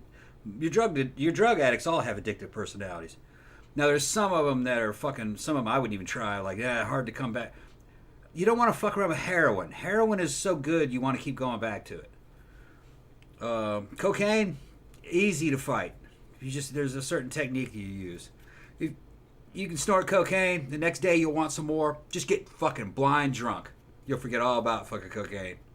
And then the next day you wake up, you don't even want alcohol. Yeah, I'm never drinking fuck again. That shit. Yeah. You'll never think. You just can't get caught up in a habit. Well, a lot of these guys, the James Bond motherfuckers, do that kind of shit because, and the same thing with fucking narcotics agents. They do drugs. They have to do drugs. That's part of their fucking job. They're undercover narcotics agents, so they're hanging around with drug dealers in the drug trade, taking drugs. Yeah, I mean, you'd kind of have to. Yeah. We talked about that when we were talking about when we did the movie review of Training Day. Yeah. Because I was like, well, yeah, like if you're an undercover narcotics agent, you're gonna take some drugs, whether you want to or not. That's gonna be your job. Because that's gonna be your proof that you're not a cop. Right. Because they see you fucking doing those drugs. No, dude's a cop.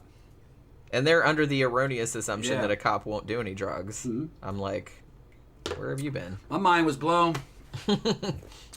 In the 101st Airborne Division, when I found out CID, which that's the military version of the FBI, used sex operatives. Were female Army sex operatives. They used them as agents. There was a guy I was in Korea with. He was a Stinger gunner. Later on in the 101st, I saw him. Fucking saw him, and I was riding a motorcycle, and I saw him standing in a doorway of a cute little house standing next to a fucking hippie chick. And he was looking like a hippie, too. And I was like, hey, man, I haven't seen you since Korea. And I came in, fucking hung out with him. Dude offered me a joint. I says, nah, I don't smoke that. And I noticed his girlfriend looked happy that I said no. And then I just ended up leaving later on. I saw that dude about 5 months later. He wasn't living there anymore. He was somewhere else. I said, what happened to your girlfriend? She goes, oh, that wasn't my girlfriend. He's like, what are you talking about? Dude, she was a CID agent. I was like, what? It's like, yeah, they had me under investigation. They thought I was part of some kind of weed selling ring. I just knew some dudes. I wasn't in it. But he got kicked out. That girl was CID, and she went in there and lived with him for fucking 18 months. Fucking him and being his girlfriend for 18 months, trying to figure out Can you imagine if that was your fucking job? That was her fucking job. And my mind was blown that they got basically hoes working for them in CID. That's what a female agent does. She fucks dudes who they want to arrest. I don't know what kind of psycho that you is need. a thankless fucking job. I don't know right what there. kind of fucking Thankless psycho job. chick that they fucking get for that, but she was a fucking CID agent. I mean, maybe, like I said, just like everything else, and just like the dudes in this particular case thought, it's like, well, I don't know if all of them thought this, but I'm sure some of them thought, oh, we're doing it for, like, a higher purpose, Yeah, like, she for thought- national security. Reason Like why this, she- like, this is a criminal, and I'm catching the criminal. It's Exactly. like, you know, it sucks that I have to fuck Yeah. him, but, you know what I mean? Yeah, but she got to be a psycho. She lived that dude fucking 18 months pretending to be his I girlfriend. can't imagine doing that. And it turned out he wasn't who they were looking for. Yeah. But she still, she went up there and testified against him, and they didn't do anything to him. They just kicked him out. He wasn't the one they were looking for. I just can't, I just can't imagine how. But I read the body when I said no to the fucking drugs. I saw her mood lighten. I was like, that's weird. Because you'd think she'd been mad. Yeah, she'd be like, She was supposed to be a civilian. what, my weed's not good enough? Yeah, because she was a civilian. I didn't know she was military. Right. You know? And she was like, oh, he's one of us. He's the good guy. He's one of the good guys. Yeah, Ain't that some shit? that is some shit. Yeah. Like I said. Man, I could never respect a woman that did that. Well, I as a mean, job. it's their job, but it's Nah, like, fuck that. why would you want that job, though? Fuck that. Would you take a job where they send you into what? Absolutely a not. fucking drug den to fuck drug dealers for fucking 18 Absolutely months and not. pretend to be their boyfriends and then Absolutely. testify against them? Absolutely It's- not. Fuck, man.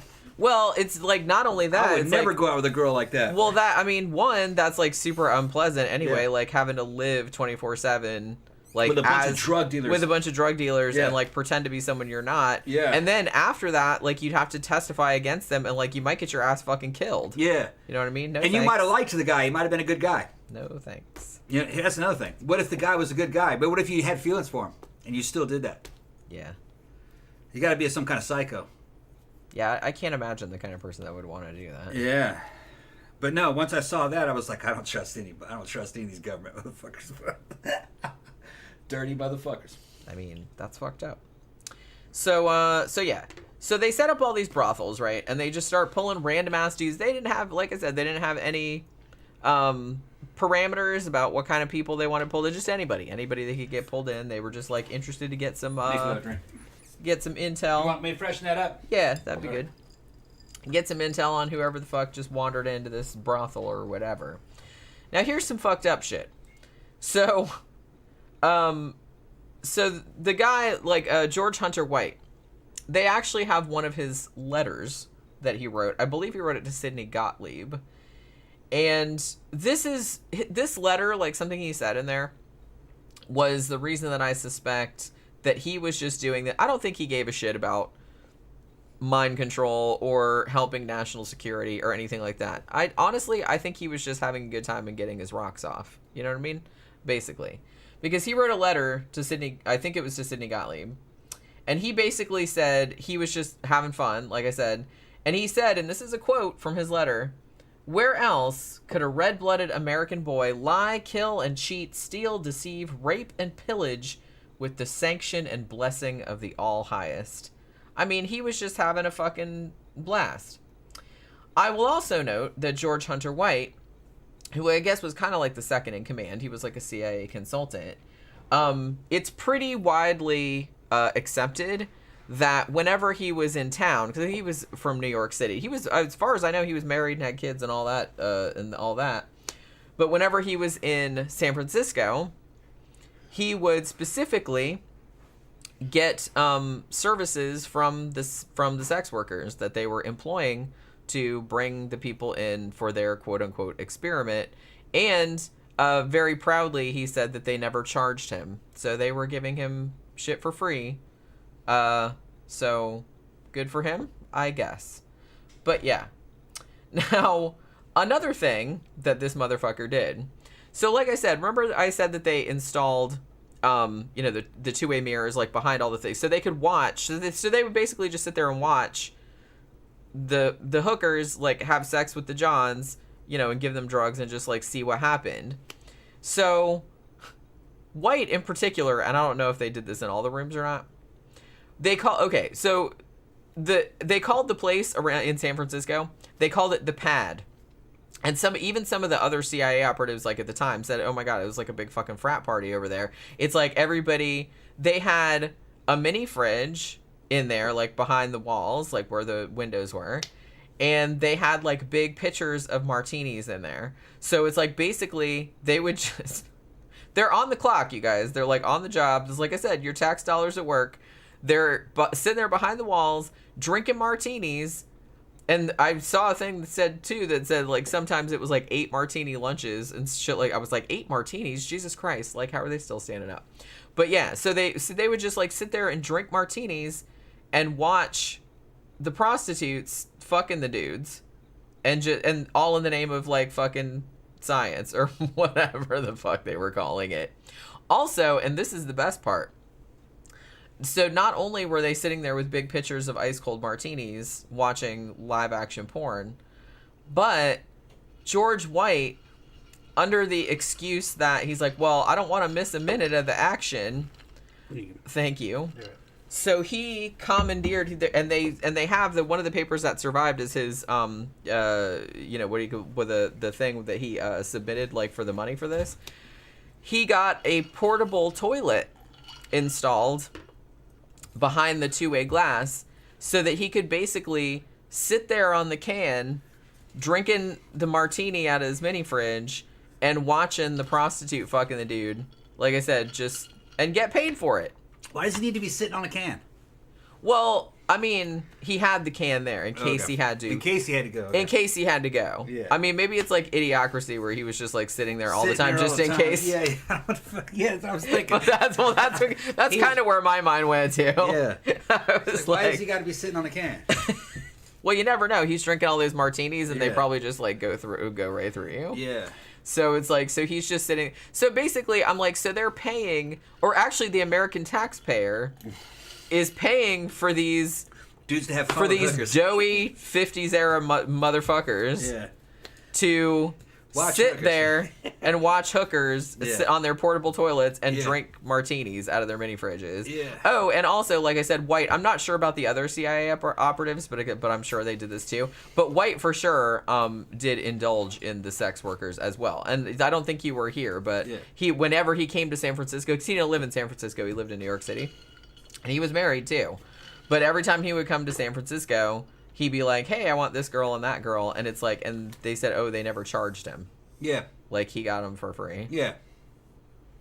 So, again, I kind of feel like this whole experiment, I don't think he really gave a shit about, like, what they found out about it. I think he was just, like, getting off on, like, man. He probably thought, it's a great job. Well, yeah, he's like, this is the best job ever. I'm just, like, sitting here fucking drinking martinis and watching live action porn. I think they thought they might learn something, though. But I don't think they did. Well, that's what I was going to say. Learned that Did they learn anything? No. They learned that it didn't work. Which I guess that's But something. I imagine you try to stretch that out as long as you can. Let's just keep trying. Do you know how long Operation Midnight Climax went on? I didn't even realize. 9 years. Oh, yeah. They're actually maybe longer. It might have gone on for like 10 years. They're riding the gravy train. Right. And it's just well, I mean, if that was your job, you're gonna be going. like, we're totally getting like all kinds of really good information. Cool we need to like continue these experiments. Yeah, we're getting good results, but we're gonna figure this out. They're just in there fucking partying, man. They got a fucking fridge full of martinis. They had a pitcher of martinis in there. Imagine James Bond doing this shit. That's fucking funny. Ridiculous. And it's like I'm watching this going, oh my god, dudes are the literal worst. It's like, what the fuck, man? Somebody fell for it. It's a grift. Yeah, big time. Well, and I think... did they dose every single guy? Yeah, it wasn't always LSD. They used some other substances too, but it was mostly LSD. So what happened to the repeat customers? Would they have repeat customers? See, I don't know. Like I said, because so much of the paperwork has been destroyed, and like I said, I don't even know if their goal was really to get any actionable intelligence out of any of this crap, because it really doesn't seem like they got any useful information. And the only thing they learned, like I said, was that, guys would start spilling shit after sex, like if the woman like stayed there and like was actually engaged and like talked to them. And I was like, I don't even know if that was so much the LSD that was doing that. You know what I mean? It might, because I think they might have been given booze as well. They probably would have done that anyway. So it's just give them a drink, and they probably would have done it even better. Right. That's what I mean. So I don't really think the administering of LSD, like, without their knowledge, was really, it didn't really bring the results that they wanted. Now, it did have some like bad consequences, because a couple of people that were either that were either certainly or allegedly dosed during these experiments, like without their knowledge. One dude in particular, I can't remember what his name was, but he was dosed, and then he started, like, I think he was dosed either at the brothel or at a party. I can't really remember, but he was like thinking that everybody, he didn't know he'd been dosed, so he thought everybody hated him all of a sudden, and then he decided that he was going to show everybody, and he was going to go hold up a store. Okay, yeah. Like you do. He's going to punish him. And so, yeah, so he goes to a store and, like, fucking waves a gun at the dude. He didn't hurt anybody, thankfully. But after they found out what had happened, they kind of, like, he did get some time, but they went kind of easy on him because after they figured out what was going on. Who figured out what was going on? Well, I think, like, the judge had, like, figured out what was going on because he's like, look, man, it's like, I think somebody, like, slipped me some shit and I didn't know what was going on. And, like, all that other kind of stuff. So they kind of, like, went kind of behind it. The CIA didn't come in and save his ass. No, obviously not. So shit like that happened because that was another thing that they were trying to do with these dudes that they'd bring into the brothels, is that not only were they trying to see if they would, like, spill their guts or, like, say, like, secret shit, but they also wanted to see if they could, like, plant suggestions in their minds, specifically to do, like, illegal shit, and then see if they would do it. Right. Because So, I guess they wanted to find something, Manchurian right? They wanted to see if they could get somebody to, like, assassinate somebody or, like, do a robbery or some shit like that, like that they wouldn't normally do. Yeah, they're kind of fucking. They're kind of hoping that LSD has capabilities that it doesn't. That maybe you can just fucking talk somebody into killing somebody else under the influence of that shit. No. That's not how that maybe in drug rare works. cases you could get that to work, but I kind of feel like in most cases that would not work. You'd have to have somebody that already had motive. Yeah, like I kind of feel like it would be somebody that already kind of had proclivities in that direction. Yeah. Like somebody that wouldn't do that normally, I don't think they would do it if they were on LSD. You would think that these CIA guys taking that drug on their own themselves, and once they got a feel for it, would realize that that drug won't do that. It's not that mind altering. It's more like altering your perception, the way you see things. Yeah, it's not like changing your whole... It doesn't change your personality. Or your whole... And like I said, it's weird because the weird thing, it's really hard to explain to somebody that hasn't done it, but it's like, it alters your perceptions, but you're aware that your perceptions are altered. Yeah, you're not It's not like you're so fucked up You're right. that you don't know what you're doing or so. Because, you know, like, sometimes if you've been, like, really blackout drunk, you might, like, do or say, like, shit that you don't even, like, know which, and you don't even remember the next day. Yeah, that doesn't do that. LSD doesn't do that. No. It's like you're very, very aware. It's almost kind of like, I don't know. Crystal clear. It's almost like, and this isn't exactly right, but this is the only way that I can explain it. It's almost like you're of two minds at the same, but not. Like, because you kind of know that it's like, oh, I'm seeing all this crazy shit, but you know that it's not real. Yeah, you know it's a hallucination. And you're still very, like, lucid about it. Yeah, exactly. It's kind of like you have 2 points of view at the same time. That's maybe more, like, a better way of putting it. You're than what I tripping said. balls, but you know you're tripping balls. Right. And there's a part of you that's totally straight. And, you know what I mean? And rational. There's another part of you that's tripping balls, and you're kind of laughing at the part that's tripping balls. Right. Yeah, that's exactly what it's like. It's a pleasant experience. At least it always has been for me. I never had a bad trip. I thought it was always good. Yeah, because, like, you know, during that time, like, when... You just got to set the stage for it. And it's like, when he was, like, teasing me about, like, me, like, rolling around in the grass and thinking I was a werewolf, it's like, I didn't actually think I was a werewolf. Yeah.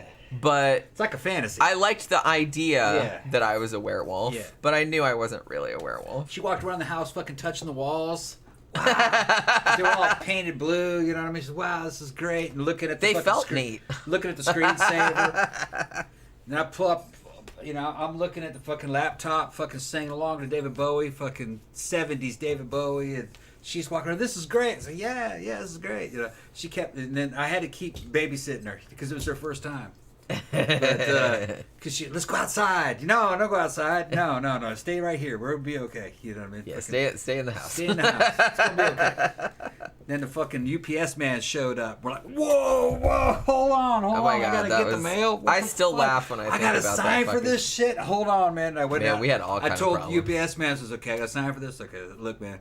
I'm tripping balls on LSD. I told him. And he started laughing. He goes, what am I going to do? It's okay, let me sign right here. Sign. And you were like, very, very slowly. Yeah. I was like, all right, thank you, man. You have a good one. And I said, don't tell on me. He goes, you're good. doesn't hurt. Well, prior to that, like the UPS guy rang the doorbell and we both like flipped out. Yeah, because we didn't know who it was. This was like Tuesday afternoon. I told him or not something. to tell on me.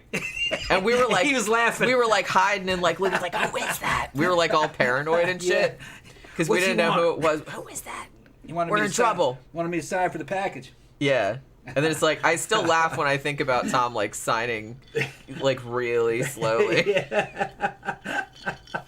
It was just so fucking funny. It was just, like, one of the funniest things that ever happened. Yeah, this shit's like, happening in an upscale neighborhood. We probably made that dude's day. Yeah, I kind of feel like he's funny. probably like, oh my god, Tuesday That was the normal afternoon. dude. And the two of them are just, like, that tripping same balls. UPS man all the time. I'd see him like, Yeah. what's up? He's like, yeah. Oh my god. Yeah. It was just, that was so It's funny. Florida, man.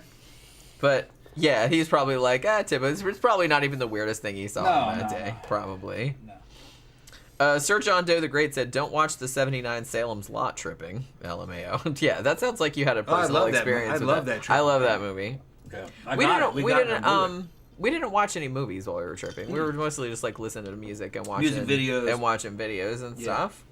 But so I was listening to David Bowie videos, Billy Idol videos. Yeah, Billy Idol. You thought David Bowie was talking to you. Well, like I thought he was talking to me. You didn't literally think he Not was literally, talking to you, yeah. but It was it's a god awful done affair with a man and a mousy hair. Yeah, what's the name of that fucking? It's a Life on Mars. yeah, That's when I was remembering. Yeah. Yeah, we listened to a lot of David Bowie. Yeah. that day. Sailors fighting on the dance floor. Oh man, look at those cavemen go. I'm fucking tripping balls. Jen's coming in. What are you doing? I'm talking to David Bowie. Yeah, okay. Yeah. Well, and the thing about it too was that I was trying to talk to our friend Jen because she had never done it, and she asked me to tell her. Yeah, she's on the phone. What it was doing, and I actually initially tried to message her on my laptop, and that was not working out because my laptop was going woo like that, and I was like, ooh, my fingers are really long, I can't type. So I had to call her and talk to her on the phone, but later on, because if you haven't done it, it lasts like a really long time. Yeah, Jen smokes a shit ton of weed, so she wanted to know what LSD was like. Yeah. But I don't like weed. I'm not a Nah. I know some people really like it, and I'm not hating. I'm It's just like ghetto. I don't I never had like a good experience with weed. It's crappy. It never it always made me feel like shittier than it gave me like more anxiety. Yeah. Well, that's why I liked LSD, because LSD, when I took that, I was like, oh, I understand what everybody's talking about. Like, oh, like I understand the hippies now, because they're all just kind of like, we're all one, man. And it's like, well, you feel like that. Like you feel like everything's gonna be okay. Yeah. Which I was like, that's awesome. I kind of wish I felt like that all the time. Yeah, it's all spiritual and visual and shit. Right. Like, it's a real clean feeling. You don't feel intoxicated. Yeah. You feel like straight. Like alcohol makes you feel a lot more intoxicated than LSD does. Yeah. And I never liked weed. Weed always kind of had a crappy ghetto feel to it. It always felt real cheap, kind of dirty. I just never liked that. I always felt feel. super paranoid on weed. Yeah, to be yeah. honest. It's just not that good.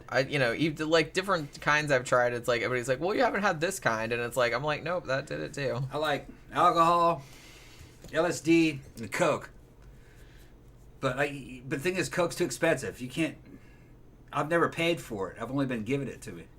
People give it to me. I do that. Yeah, we had somebody give us some. Yeah, we just a get people couple give us years some. ago. But if you start paying for it, the next thing you know, you're fucking hooked on the shit. So you never pay for that. That's always something somebody gives you at a party. And I'm not a big fan, because I already have like anxiety and shit like that, and my brain goes a mile a minute. So I definitely don't need anything that like amps me up. No, you know what I mean? love I it. absolutely do not need it. If you're real drunk, somebody gives you Coke, you bump a few lines, and all of a sudden you're sober. You can drink more. Well, that might help. That was one of the main things I liked about it. But I'm just saying, And your mouth would run fucking 1,000,000 miles a minute, man. You talk big shit when you're on Coke. You just become an asshole. well, You like think I I'm an said, asshole now. You wait to see me on Coke. that's what I even more mean. of an See, you asshole. don't need that. You Yeah, don't I'm need. just an You, asshole you don't on need shit, that. Coke. You're already like naturally. You're already naturally on coke like all the time. So it's like you don't need that amplified. Yeah. But like I said, I think that's why I liked LSD so much, because it just like fucking it chilled me out. I was like, yeah, man, everything's okay. Everything's okay. When I was in and I had Egypt- never felt like that before. When I was in Egypt, we were smoking opium. Opium is real nice. It's habit forming if you smoke it too long, but if you just smoke it once and you can walk away from it, it doesn't have a pull on you. It's not like you think about it afterwards. Opium was real nice. It's a great smoke. It's like real heavy, oily, kind of grape flavored tobacco smoke, like a pipe smoke, and it just slows you down. You get real fucking relaxed. I liked that one. But that's not something you could do on a regular basis, you know what I mean? Yeah, I mean, you know. Mm-hmm. I don't know if I'd probably be down to try that, but I've never, Yeah, that one's not very addictive. I've never tried opium. People, actually. they used to have opium dens. Yeah. But you'd have to smoke that a lot to get hooked on it. Right. You know, but you'd also probably have to have an addictive personality. But that's physically addictive. But it's nowhere near like heroin. You know, it's a tenth of that easily. And I've never really had any urge to try heroin. Yeah. No. You know, I mean, I like a lot of musicians that were on heroin, and it's like some of the way they talk about it, I'm like, yeah, sounds kind of cool, but nah. I mean, to be honest, it just sounds like it makes them like kind of chill out and sleep all the time, and I'm like, that sounds really boring. I don't know, like maybe it feels really good. I don't really know, but it's just like doesn't really sound all that interesting to me. Like I said, like hallucinogens always sounded interesting because, you know, of the whole like opening up your perception and like, you know, amping up your creativity and shit like that. Like, I'm down for that kind of stuff, but like other kind of shit that just like numbs your emotions or does any of that kind of crap, that doesn't interest me. I don't really like any of that. I can understand why some people would want to do that, but that's not really my thing. I would just, if I'm gonna do drugs, I would rather do something that like, you know, makes everything look really cool or like chills me out or something like that, because, you know, like I said, I need to be chilled out. That's why I'm not in.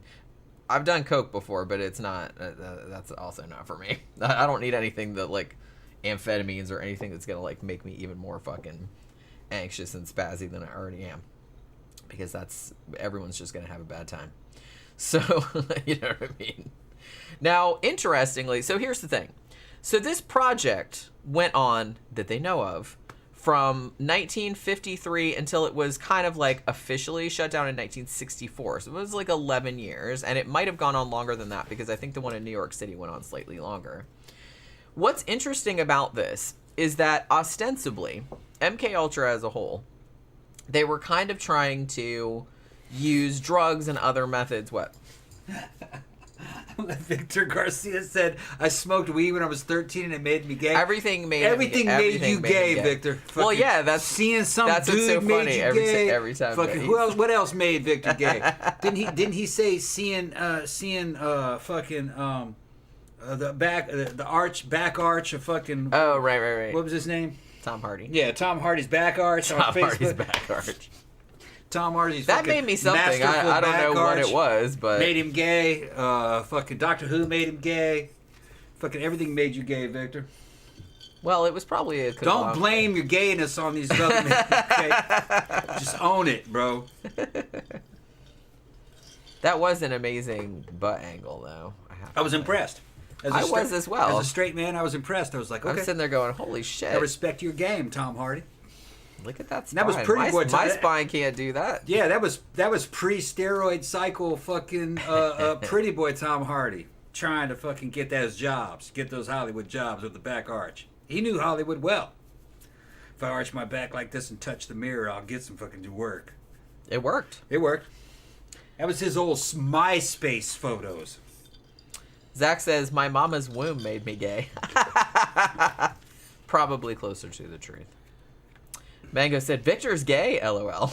Yeah. No. Yeah. But yeah.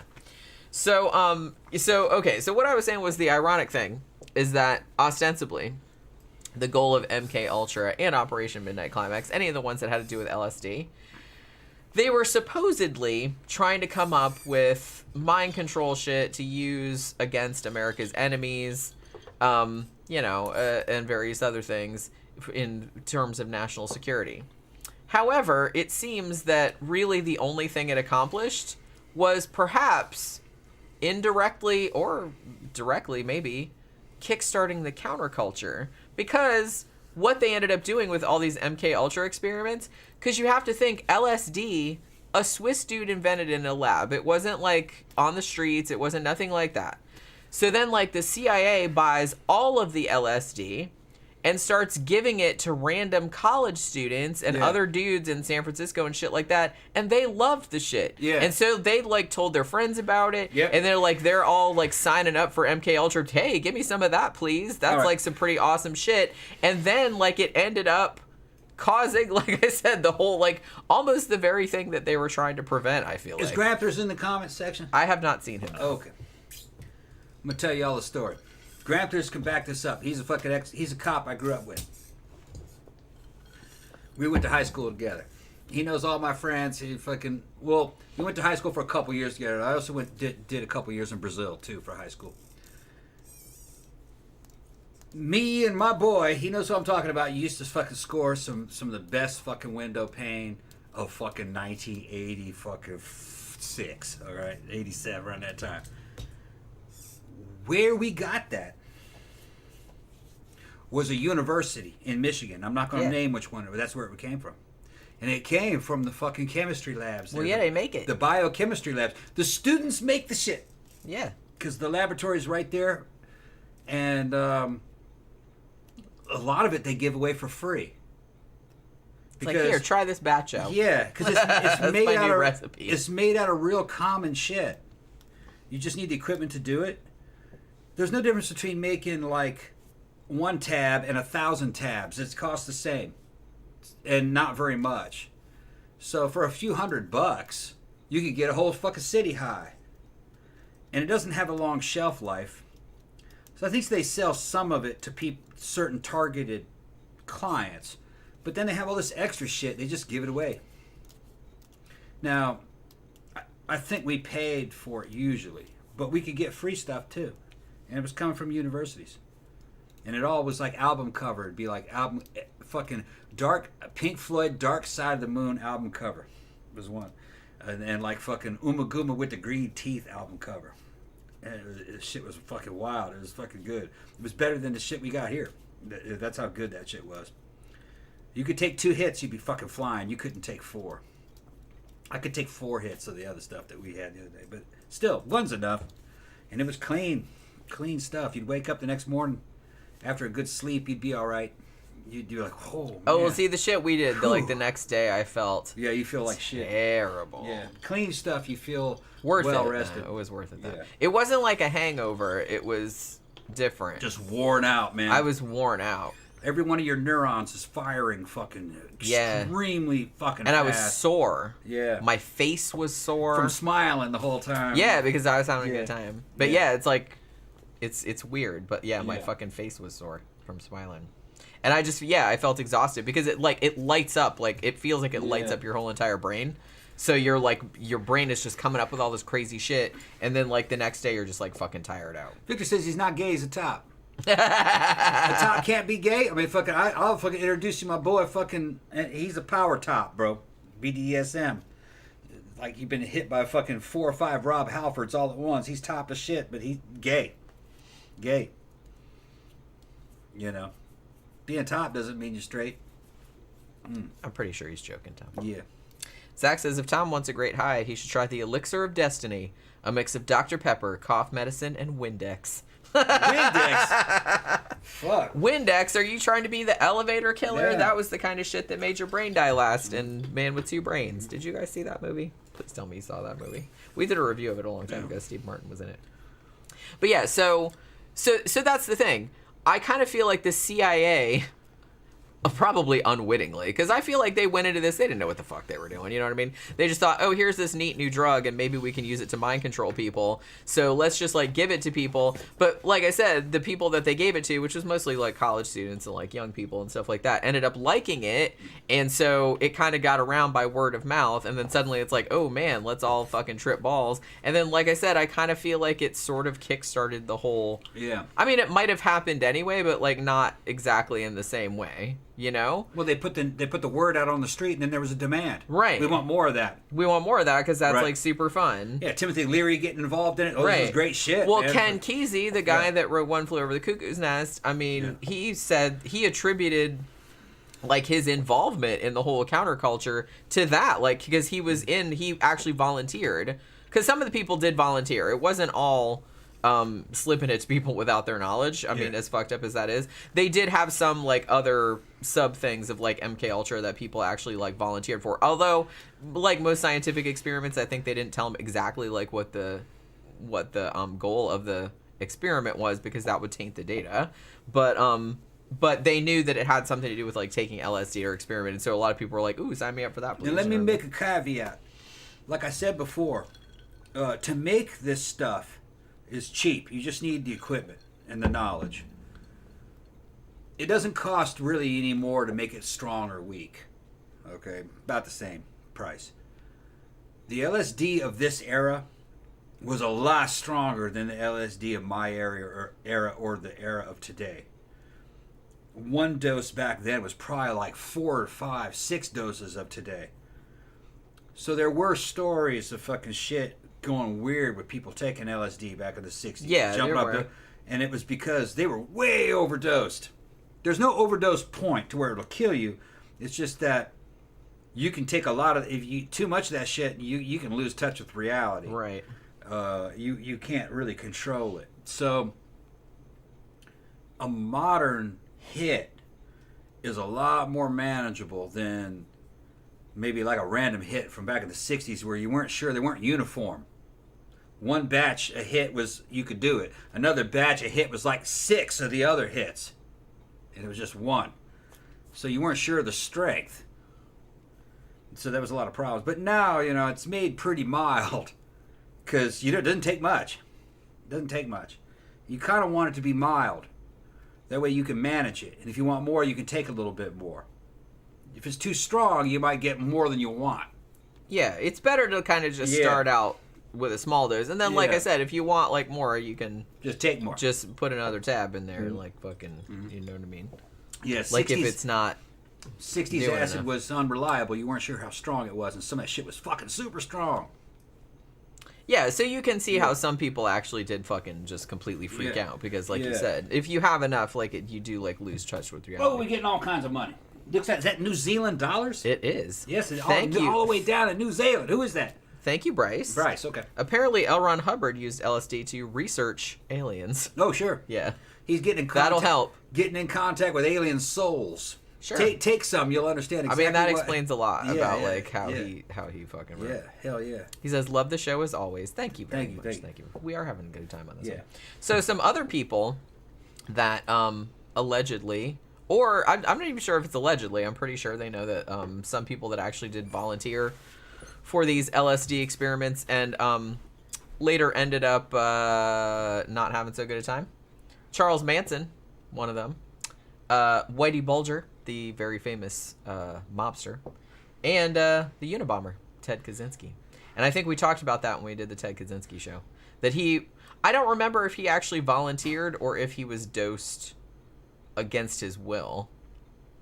Because I kind of feel like they did a lot of experiment, even though, like, obviously the CIA experiments that are the most notorious are the ones that, where they were dosing people against their will, because that's fucked up. Like, don't do that to people. But they did do a lot of even MKUltra experiments where they dosed people, like, and they knew that they were getting dosed, you know what I mean? But some of those people, like I said, the results didn't turn out so good. I'm not saying that Charles Manson would have been a totally normal person if he hadn't, like, fucking been in these experiments, if indeed he was. But, because, like I said, I kind of feel like...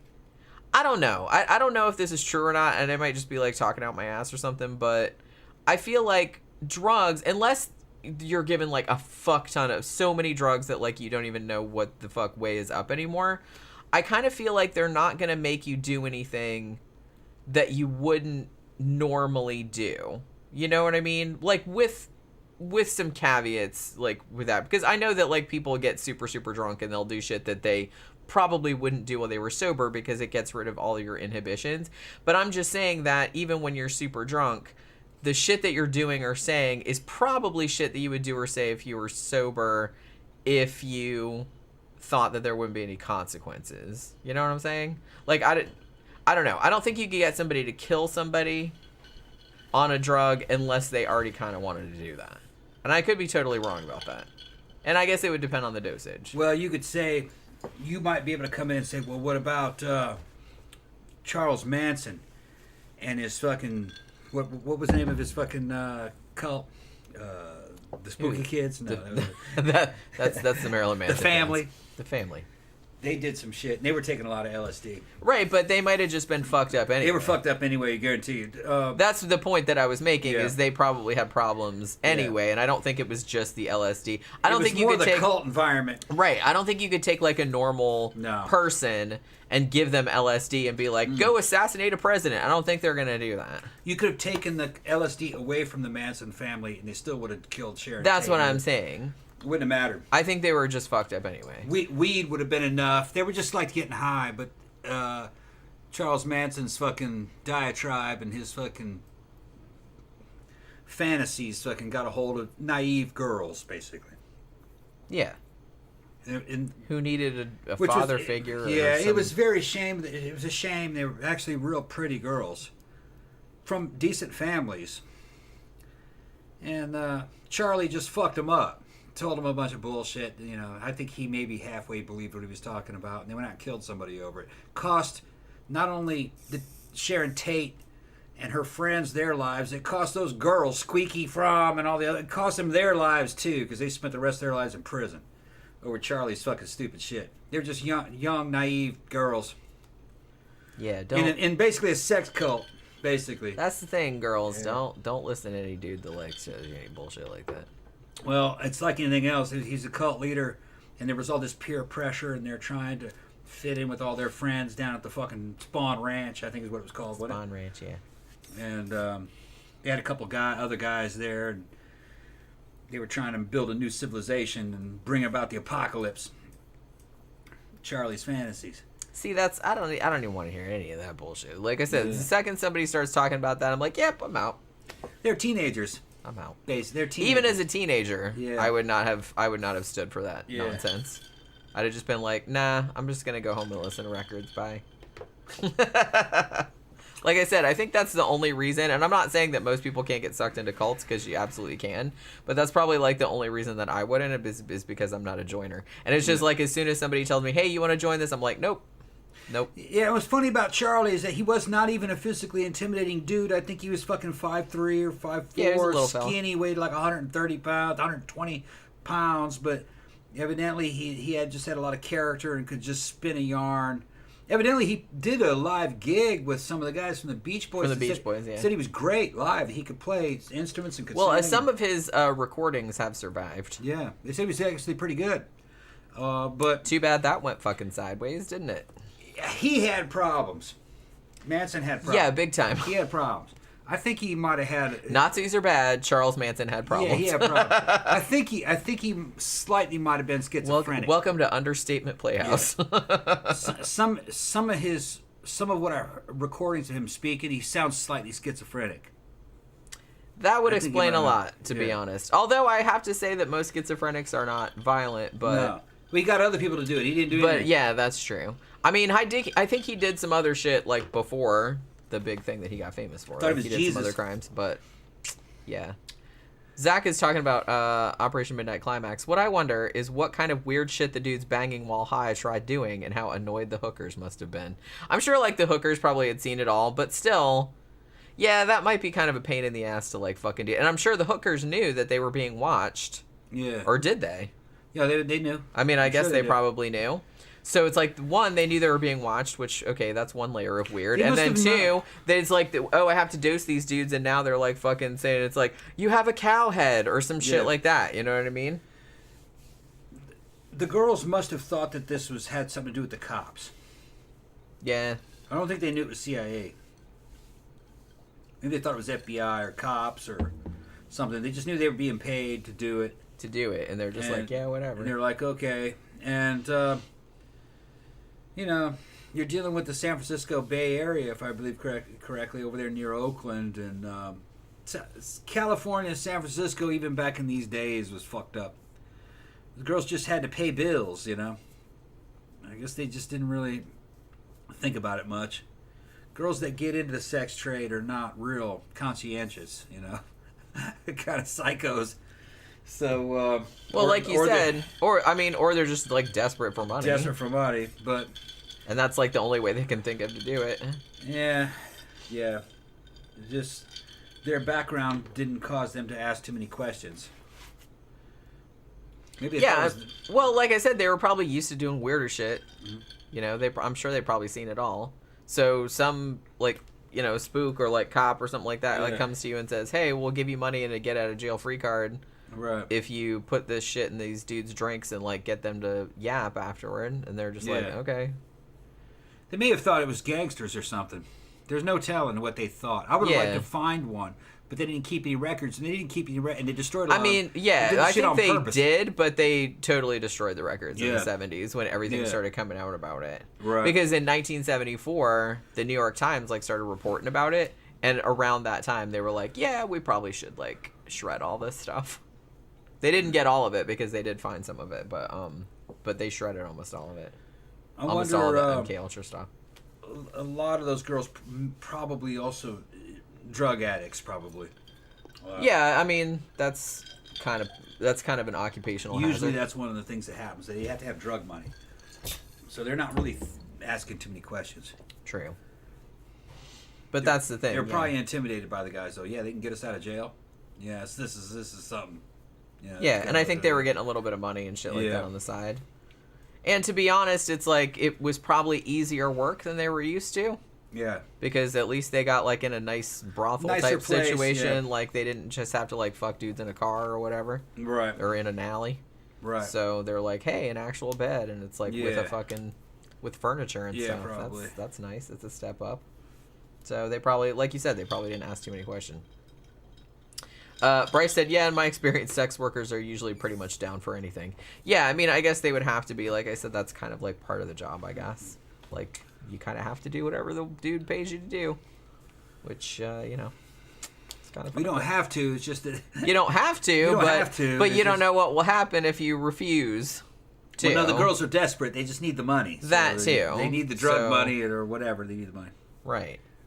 So, yeah. So, all of this shit about Operation Midnight Climax and MKUltra as a whole started leaking out into the media in about 1974. Like I said, I believe the New York Times were the first to report on it.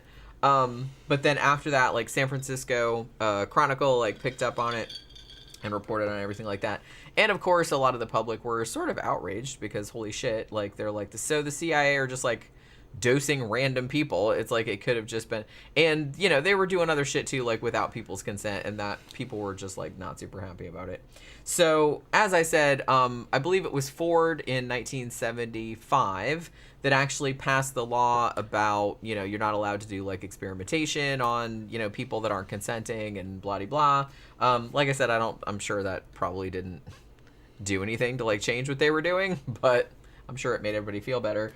And then in 1977, I think it was Edward Kennedy that did like a congressional hearing looking into it. So it's like all the dudes though, they didn't get into any trouble, obviously, because by the time all the shit came out, like George Hunter White, I think he was already dead, and Sidney Gottlieb, he didn't get in trouble either. The weird thing about Sidney Gottlieb is that after he retired from the CIA, he went off on a total, and I don't know if he was trying to like redeem himself like after the shit that he did like throughout his career like at the CIA, but he went totally like off. He went into like total hippie mode. He went with his wife and they lived on this farm and raised goats, and then like they like opened like a fucking leper colony, like they went and shit like that. And he was like all into environmentalism and like natural organic foods and all that kind of stuff. And it's like he just totally went in that direction, like as an old man, which is kind of fucking crazy. So like I said, I don't know if he was just trying to like, I don't know if he felt bad about like shit that he did, but he just thought that was gonna like fix it. I don't really know. Mr. 88 says Squeaky Farm's out of prison now. Yeah, that's right. Oh, that's right. I remember that she did. What is she 70 something though now? Yeah, she's got to be an old lady by this point. Their whole lives were wasted on that fucking bullshit. And that's really sad. It's just really sad that it's like over that dude. And I'm not saying that it's like, I don't know, if they hadn't met that dude. We talk about, and like I said, we talk about this a lot, especially when we talk about like serial killer couples and stuff. I kind of feel like 99% of the time, if that chick hadn't met that dude, it probably wouldn't have happened. They probably would have like turned out like relatively normal. It was under the influence of fucking fucked up dude. So it's kind of like sad. So I kind of feel like most of them probably would have been fine, productive citizens if they hadn't run into his stupid ass. You know what I mean? He's dead too, isn't he? Isn't Charles Manson dead? He's got to be dead by now, right? Or no? Is he still alive? I don't even remember. Yeah, Mr. 88 said his biggest myth is Leslie Van Houten's role. She's one of the Manson 3 that's still in prison, but she didn't kill Rosemary LaBianca. The jury acknowledged during deliberations, and the coroner confirmed 14 of the stab wounds were post-mortem. Role of each participant was very different, but they're all portrayed as one and the same. Yeah, Victor said he is dead. I thought he had died, yeah. I thought he had died. When was it? It wasn't that long ago, I feel like, right? But I remember, like, hearing about Squeaky Fromm getting out of jail, but I don't remember, like... I don't know. I hear so much information I can't even like fucking process this anymore. You know what I mean? it's too much. But yeah. So nobody really knows if this MKUltra shit or something like it is still going on. I suspect it probably is. Like I said, officially, Operation Midnight Climax stopped in 1964 when they closed the last of the safe houses / brothels. And that was about when the MKUltra project, like I said, when it started leaking out in the media, and then there was all these congressional hearings about it. You know, and like I said, nobody really got in trouble, but, you know, some of the government officials were like, hey, CIA, like, knock that shit off. You're really, like, overstepping your bounds and stuff. But I kind of feel like they're probably doing the same kind of shit nowadays, just they're a lot more sneaky about it, you know? I feel like. And they're doing fucking even bigger shit now. Well, yeah, and it's like I have said, to do with AI and internet stuff, right? And the thing about it is that the whole MKUltra project, what did it really accomplish? I mean, other than wasting millions of taxpayer dollars and dosing a bunch of innocent people. Well, this part of the AI of the project is what you're talking about. Yeah, because we don't really know what the other parts of MKUltra were like. Yeah, I just feel like it didn't really accomplish much. It definitely didn't accomplish what they were seeking to accomplish ostensibly, which was mind control. They never figured that out. No. Well, not through this means. No. I think if from what we can see of the parts of MKUltra that survived the purge, it looked like grift. But that's kind of standard in a lot of government type stuff. It's grift. But there may have been a few of those projects that were fucking successful, that weren't grift. Because they'll cast a wide net first to try to find out what works. And then one of them will work, and then they'll focus on that. But in the meantime, let's make the grift. Yeah. They played that for fucking 9 years, you said. 9-10 years, yeah. 9-10 years, yeah. Like I said, they spent a decade at their job, just going to work every day, drinking martinis, sitting on a portable toilet, and watching people fuck. And screwing hookers. Yeah. So...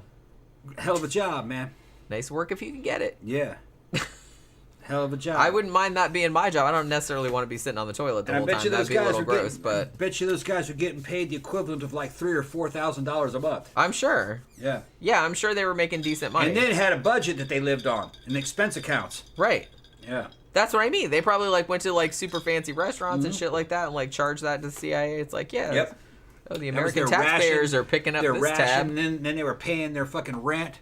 And then they were we need some more gin. Yeah. And then partying at the brothel. Right. If they needed a new coat of paint, they wanted a new refrigerator and fucking stock the brothel, they just, hey, all on the CIA. They're probably like buying the hookers like sexy lingerie and shit. Yeah.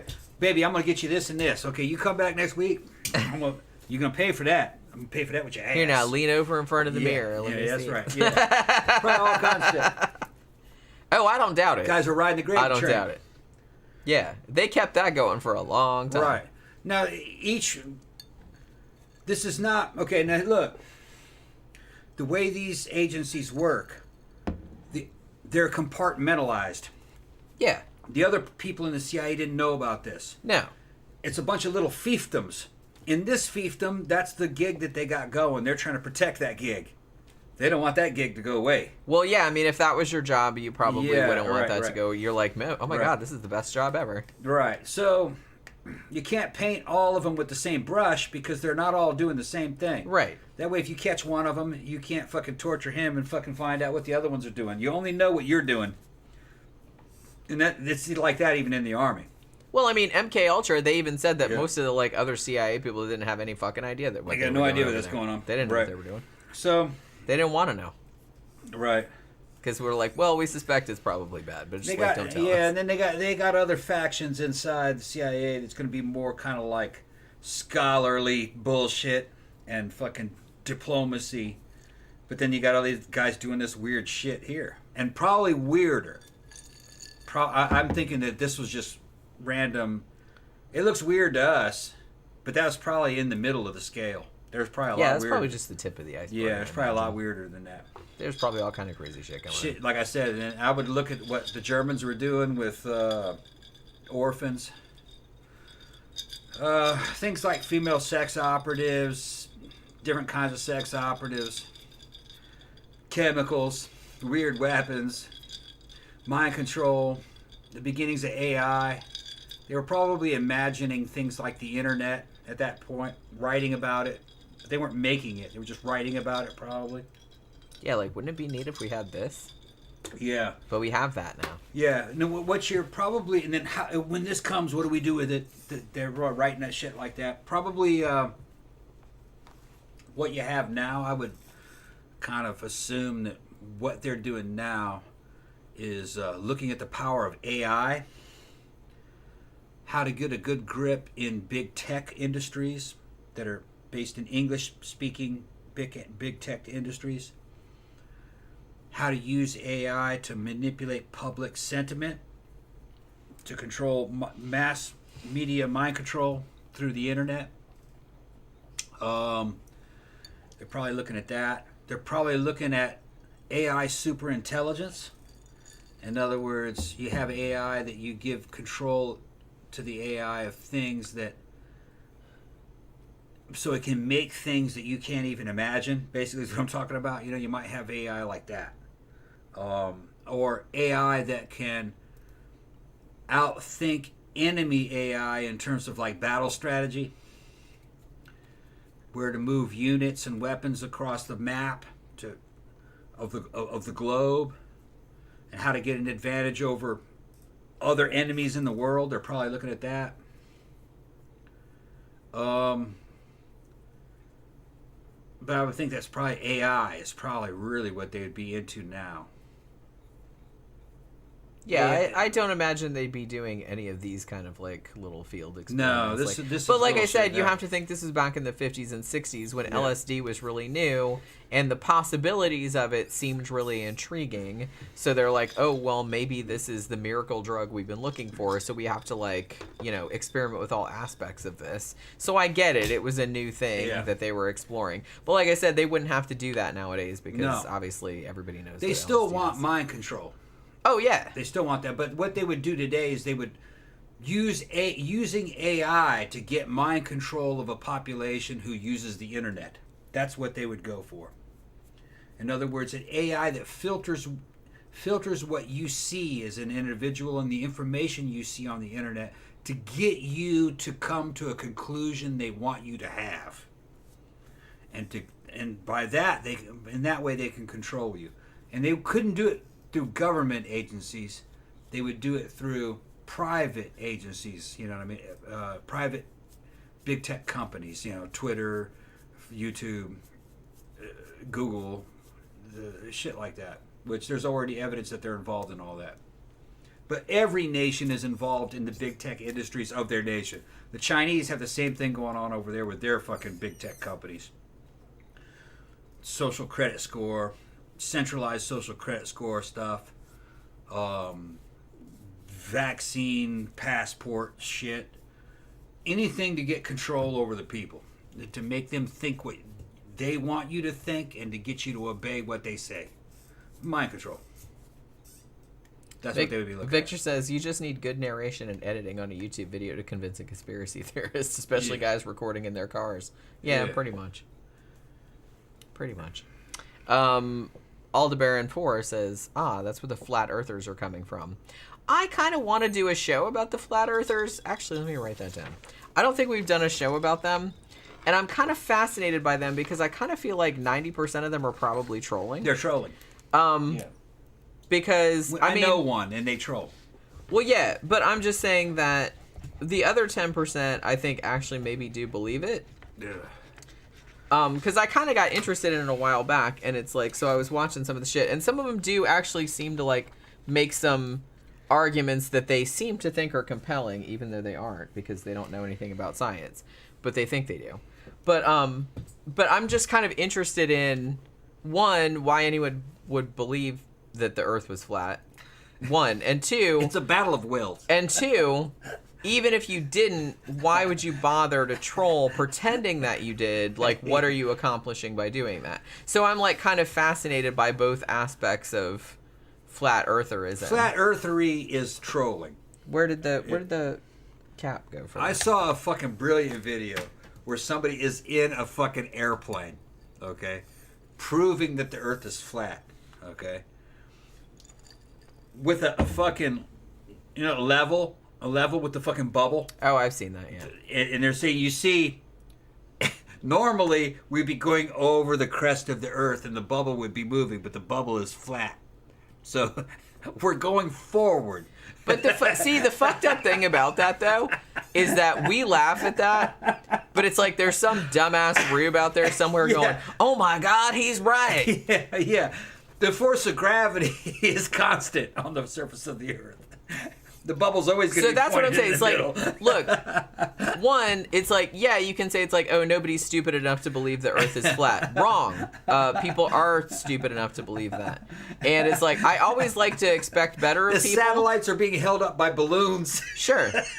I always like to expect better of people, but there absolutely are like a percentage of people. I don't know how large that percentage is. It's too large in my estimation.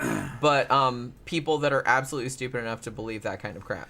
Well, what it is I wouldn't say that they're stupid. What it is that they have a vested interest in usually a faith, like Islam or Christianity, that usually helps. And those religions say that basically describe a flat Earth. Well, it's the same kind of thing with creationists. It's like most of them didn't come to creationism because that's where the evidence led them. They came there because they were already biblical literalists, for example, and they're like, oh, well, we're just gonna, stuff all of the evidence into this preconceived outcome. Like, we already believe that the Earth is 6,000 years old or whatever, so we're just gonna like contort everything until it fits into that narrative. In my experience dealing with them,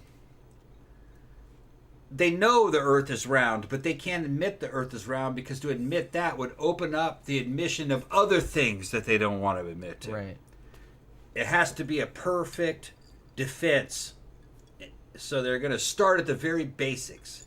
They're going to fucking argue that the Earth is flat, and they're going to argue at that argument, they're going to argue at that point in the battlefield forever. Because if they relent there, they'll have to fight somewhere else. Sure. So they're going to stick with the flat Earth. But it's trolling, if you ask me. They know it's not true. I think the largest percentage of them know it's not true. It's a defensive strategy to protect Christianity and Islam on one hand. Judaism probably too. Orthodox Judaism. Well, just Orthodox. So Anything Orthodox. Normally the Jews don't care. Like, I don't think like, normally. Yeah, But whatever. any kind of Orthodox, well, Christian Orthodox too. Flat makes more sense if you read the Bible. Flat. And there's a bunch of shit that they could point to that, when Jesus comes back, everybody on the earth sees him come down from heaven at the same time. Well, that can only happen on a flat earth, not a globe. Like the Earth is like one big arena. One big flat arena and he comes down. Well, it's just got four corners. It's got four corners, and the like corners... Kiss, man. He's coming down. There's fucking lights and fire and shit. And then you got four corners of the earth, and it sits on the pillars of the earth, but it doesn't say what the pillars are sitting on, so therefore it's flat. So Earth is just like a big tile. It's a map. Sitting, it's a square map sitting on a table. And the table has and we legs. live on it. And you're on it. And what's underneath the table? Turtles. And above it is a fundament, a dome with stars set in it that move. It's like a light bright. Yeah, like a light bright. And exactly. That's what they're talking about. Okay. Which is the silliest shit ever. I mean, it's back then they didn't know any better, like when they wrote the Bible, and they're just like, that's what it looked like to them, so that's what they wrote down, so because they didn't know any better. But it's that like wasn't now that really the Bible, that was the Septuagint or the Torah. Bible just includes that, so this predates the Bible. Well, yeah. And actually probably predates the Torah. It was probably the Mesopotamian view of the earth, which is the same as the Egyptian view with the Duat and the fucking Egyptian underworld and the fucking stars sailing through the oceans of the night sky and all that. You know what I mean? They're talking about the ancient Egyptian model, the ancient, Mesopotamian model of the earth, not Greek. The Greeks knew it was round. So did the Romans. A lot of people don't understand that. The Greeks and the Romans knew that the earth was a sphere. Yeah, they probably thought everybody else was idiots. Yeah. They're like, Jesus and Christ, it was a sphere. obviously. They knew the diameter of the earth. Yeah. They also knew the diameter of the Earth's orbit around the sun. I don't think that... Wait a minute, hold on. No. They did not believe in a heliocentric Earth. They thought world. I think they thought that the Earth was the center of the universe, or the center of the solar system. I think the Romans and the Greeks did. I think they thought the Earth was at the center. I got to go back and check that because they knew about the weird ellipses of the planet. As the planets would go, they'd slow down and then back up and then go like that. They knew about that. I forgot. You guys might know what I'm talking about. I'm too drunk. Which kills me that they actually fucking noticed that. It's not like it was all recorded. I mean, it's not like they had anything else to do. The Antikythera mechanism that they found at the bottom of that fucking ocean in that ship was basically a calculator, a mechanical computer that computed the locations of all the fucking planets and the moon as they moved through the zodiac. Yeah, they had all that shit figured So they knew about the motions of the planet, but they didn't know that they were elliptical orbits around the sun. They didn't see it that way. They saw it as the Earth in the center and everything moving around it. But it didn't quite make sense because a planet would be moving and it would stop and slow down and then it would back up a little bit and then it would go, because that's the way it looks from the surface of the Earth, because we're spinning during the rotation, and they didn't know that. Was it Copernicus that figured that out? Yeah, it was later. That there was elliptical orbits. In the middle? Yeah, in the elliptical orbits. Because that took a while. I think everybody thought that they were circular. Circular and with the Earth in the center. Which would make more sense. Yeah. But then once they figured out it was ellipses, they were like, oh, okay. Yeah. Now everything makes sense. Took them a long time to figure it out, though. But, I mean, you can't, like I said, you can't really blame them. Because, like, looking at shit, it's not super obvious. If you don't...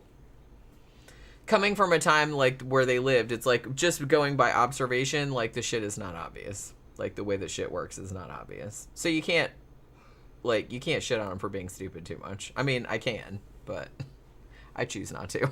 Because, like, they didn't know any better. Let's see. Jones Perkins said the whole world could watch something all at once today because of TV and the internet. You wouldn't have to have a flat earth. Yeah, exactly. I mean, if Jesus came back today, which he's not going to because he's not real, then, we could all see it on the internet at the same time. And like I said, it would be just like a big rock concert.